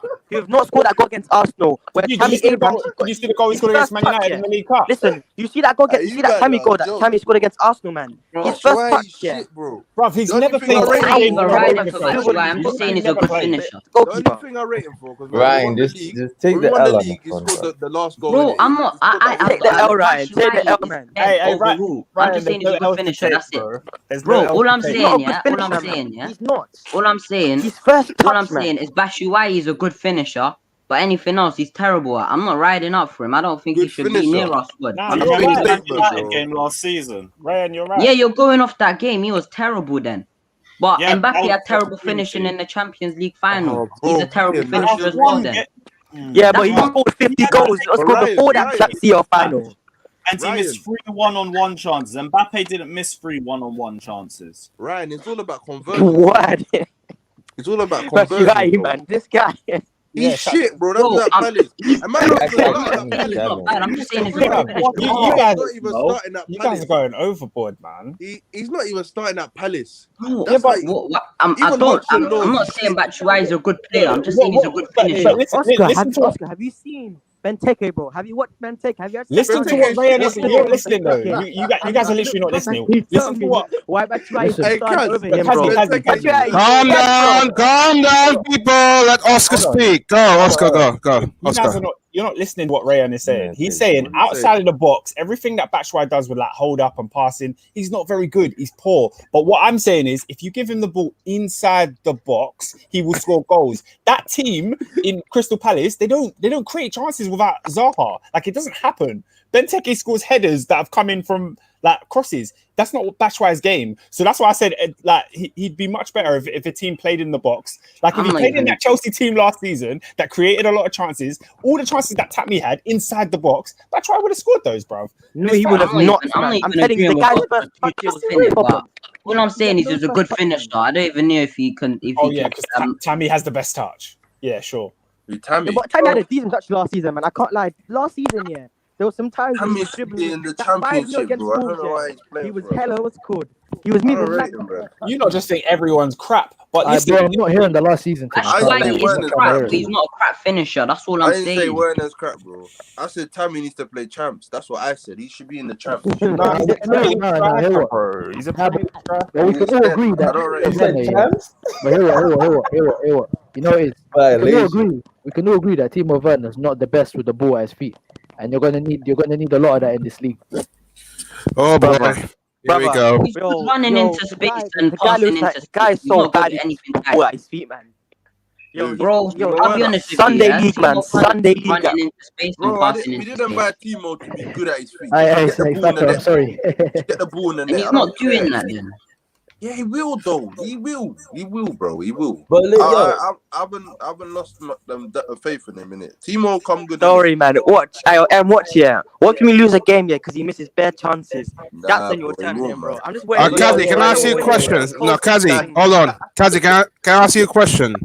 In that game against Leeds United, what? Before the lineup came up, yeah. What were your first thought? Would you want Timo Werner to start or not? I can't lie. I wanted Timo Werner to start, man. I won't lie. I wanted him to start. Because the game was open, it would have been like a Liverpool thing, fam. Like, yeah, As the game, it's the game progress on that game, yeah. That game after like 65 minutes, I would love to see Timo Werner to come on. But then when Timo Werner came on the 70th minute, it was too late because Leeds were parking the bus. I'm not gonna lie. When the Doy came on, he looked alright. The Doy should have came on way earlier. Bro, he should have started, bro. He should have even started. He came on way fresh. earlier. Fresh. I don't get why he changed that attacking lineup from Everton. We look so fluid. Why did he change Why it? did he even take Pulisic off? James didn't do fuck all. Let's say how it is.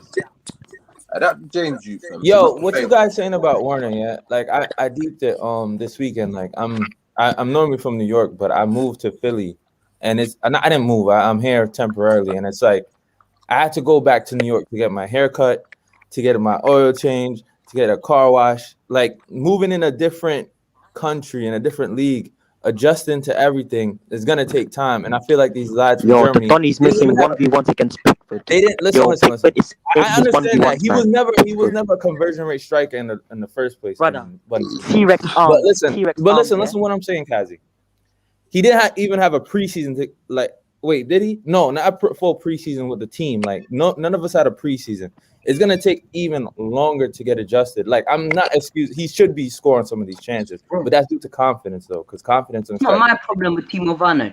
That's not my problem with Timo Werner. Yeah. Listen. If you're missing 1v1s, but your technical ability is good. But I tell you what, yeah. Bro, Kazi, wait. If you're missing bare 1-on-1s, but at least your technical ability is good and you have a decent first touch and you can link up the play decently, yeah. I won't get on nothing but there's something to work on, yeah. But come on now, man. The guy's first touch, yeah. I don't care how low you are on confidence. It's nightmares, bro. But you don't think he's adjusting to the pressure though? Like, so when your first touch, like you have to adjust to the pressure of the person, like defenders coming on you. Like he's feeling like in Germany, you could have that first touch. Listen, Kazi, listen. Hold on, listen. When you're in Germany, you could have that dodgy first touch and get away with it because there's more space and there's more time on the ball. In England, you can't get away with that. They're on you like this. If you make a loose first touch, and that's what he hasn't got. Like, I don't think it's like it's bad, but it's like I feel like he needs to slow down first of all. His feet get too like who's playing that? His feet get like too like he's not slowing down his pace to adjust to the receiving of the ball. Like he's always thinking like he's not adjusting his speed. His surroundings, his environment. You have to feel all of that to get adjusted to the league. And I think bro, I hear you, but I can't lie, I don't hear you still. Do you know what it is, fam? Bro, we're playing three at the back. Cool, Werner, I hear it, whatnot. But He's always said he doesn't like playing as a lone striker. He likes playing behind the striker. So A, he's technically not good enough for the football at his feet. 2, he can't link the play. 3, he's somewhat adjusting to the Premier League. And 4, he can't play in the back 4 system. So where do we go from here? He can't play with in the back 4. As in, yeah, he can't. He said he likes to play as a left 10. So how are we gonna play as a left 10 in the back 4? Bro, wherever Tuchel puts him, he'll play in it. I don't know what nonsense he's talking He has about. to. He definitely has to He'll play with anywhere hold the up coach striker. puts him in it. You know what I'm trying to say? But a left wing, don't do that. That's criminal. Would you start him over Pulisic if they were both on form? What on the left wing? Yeah, on the left wing. Pulisic has to start left wing. That's the best. That's what I'm saying, bro. So you put him centre forward, Werner, fam, and then you put Havertz just behind Werner, fam. That's what we should do. No, I would put Werner on the right. Low-key, I would put Werner on the right. It won't work, bro. He drifts to the left. That's what he said. Yeah, he's always said that, bro. He drifts to the left. You know what that is? Because we're trying to, split the defense, though. If you look at it against Everton, yeah, the one thing that I clocked it a lot on that game was the way Werner running behind the defenders and split them all. That shit is important. It is still. Anyone can do that. Nah, but we're gonna not like he does though, because he has the pace. But hear what? Next season, it looks like we're gonna get a striker. So where does he fit in? That's what I want to know. Because I don't like he could play a left forward or a true striker. Why do you even back him? I don't know. Can I ask you guys a question? Go on. If we for some reason couldn't get Haaland, need a striker. Would you who would you prefer us to not sign a striker and just try and go with Werner? Now get a backup. Get a backup striker. Get a striker. You have to get a striker. You need a hold up physical striker. You have to get a striker. Can I answer that? Can I answer that question though? Go on then.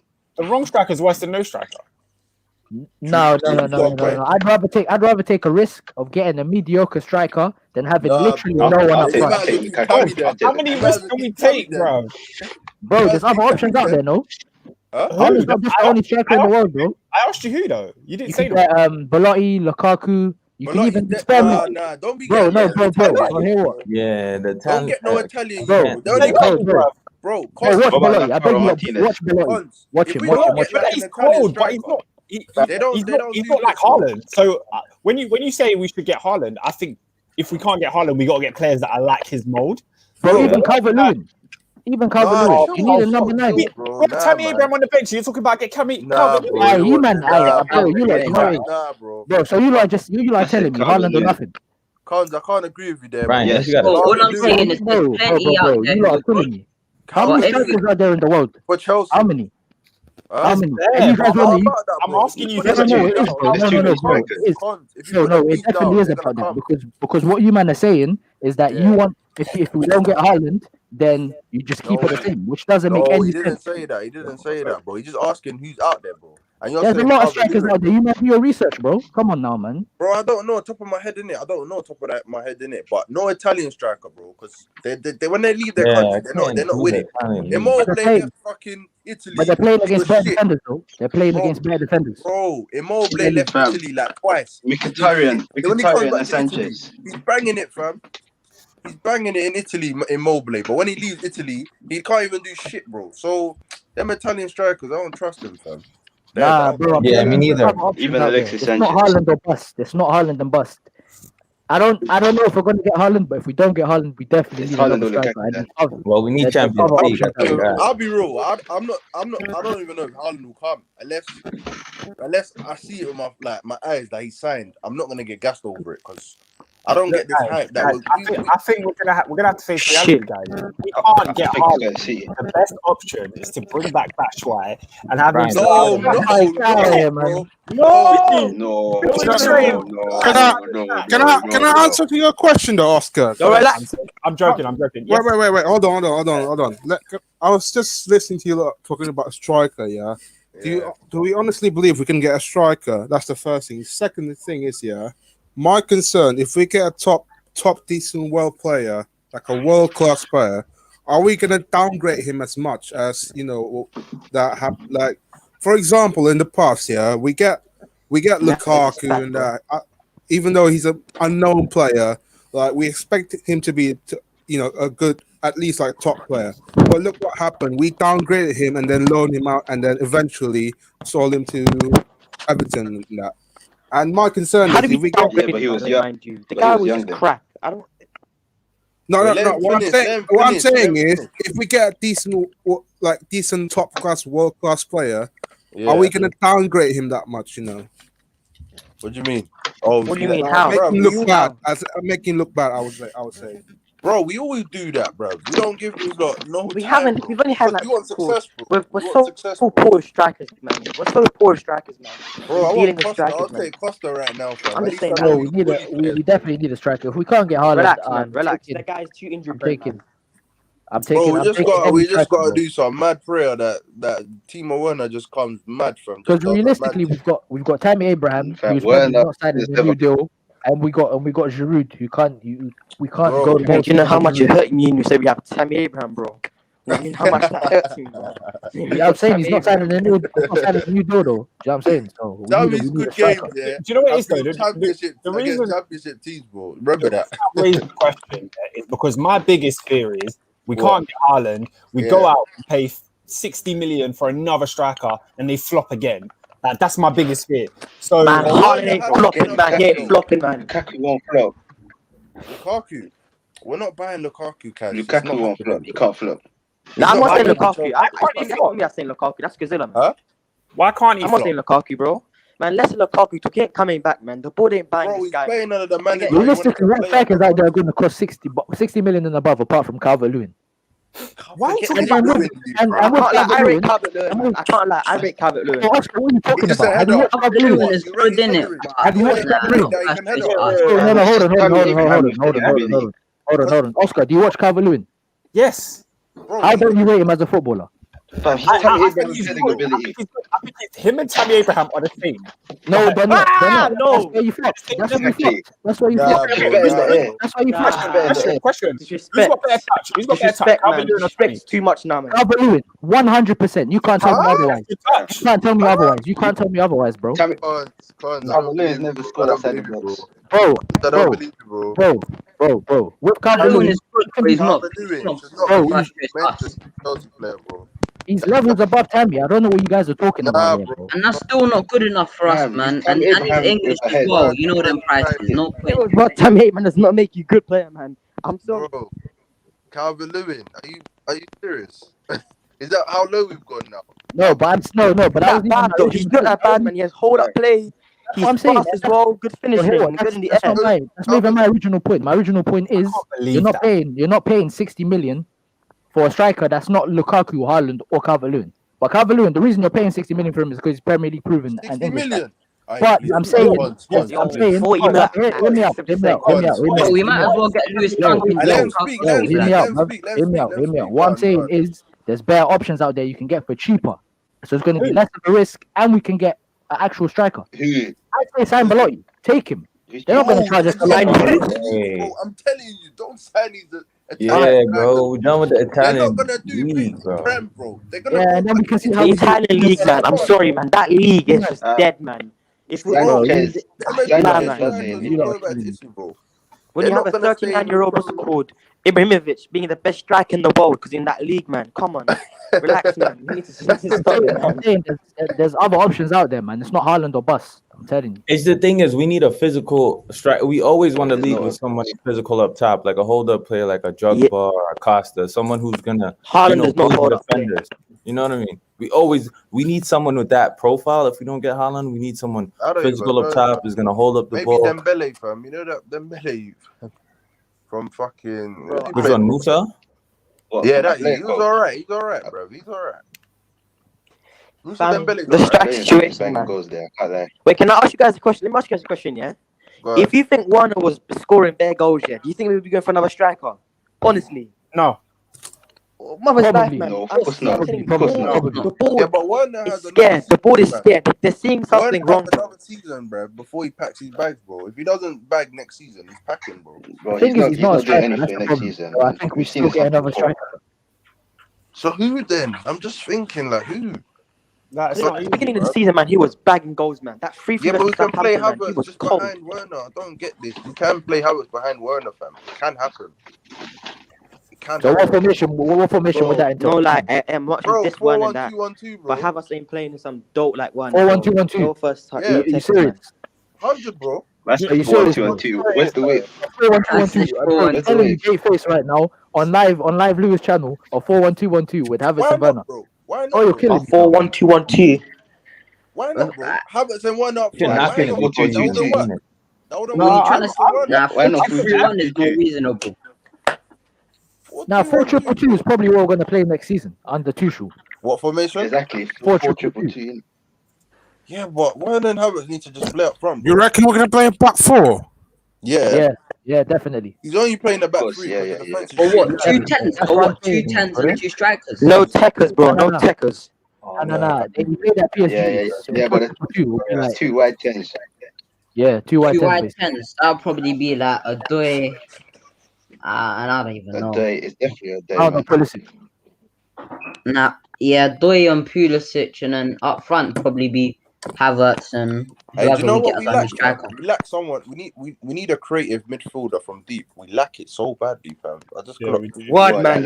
When you have people like Jorginho in your so team, bro, bad. who couldn't pass forward to I save his remember life, when Tuchel had Di Maria. He Nah, was such a fake. Jorginho can't pass forward. Di Maria was a fake. No, he centre mid, cannot. like No, he fake winger cannot. playing in midfield, bro. He's a He winger can. playing He's in just midfield. scared, That man. He was just so never fake, like he bro. don't take risks. Jorginho. Yeah, well, yeah, man. he's The a bit guy, slow. He doesn't can't take pass risks. forward for nothing, man. Yeah, but he only plays him because it's like People you get talk him about control the controlling, game, man. innit? What did Jorginho control in that Leeds game? Let me ask that question, man. The way how players were Nothing. running past this Donny, man. The way how You seen players, Rafinha, Because Kazi? he's a You slow seen ball Rafinha spin progressor, over? Kazi. he's so slow, man. He's so slow, Yo, man. did anybody see what Defensively, he's a Rafinha did to him? liability. Kante, yeah. Kante had to do everything, man. Jorginho. Kante was carrying this guy. Exactly. slough his Kante neck, carried man. him. Kante He always carried does him. that though. Kazi, you seen what Rafinha did to Jorginho when he flicked it over his head? Oh my god, man! What the? That's what I was What's this doing. guy, man? What Jorginho, is we this all Jorginho know guy that doing, he's man? slow in it. He's Play slow the in it. passing He's this guy, slow, man. brother. It hurt me, man. You don't Slow, even got to brother. do anything to run past Jorginho. All you got to do He's is so really slow, guy. The run. guy It's not turns his like a fault. lawyer It's in not a his fault, side man. street, man. He's so slow. How's that not his fault? He's just It's not his not fault. He's like slow. he's not athletic He's slow, enough. innit? If Like, you're slow, you're slow, man. If you're slow, you're slow. Like you can't control it. Nah, man. It's like so If that you're means slow, he's yeah. not good Listen, enough. for me, yeah. I'm just saying. Nah, I don't mean he's not The good. guy cannot throw in a tackle to save his life, man. No tackles Who? goes. He Jorginho. lets guys pass him, man. Yeah, but Jorginho. bro, we all on his know. day, We all innit? know On he's his not a day, yeah. tackler, bro. He's a register, innit? He's a On his register. day, They're he not supposed to can tackle. tackle, bro. Register for what, man? The only register I know Registers is ain't Colonel supposed and to them tackle, man there, bro. yeah. And I can tell you one thing here. This guy I here Lewis, knows I'm his stuff. cutting, bro, in a bit.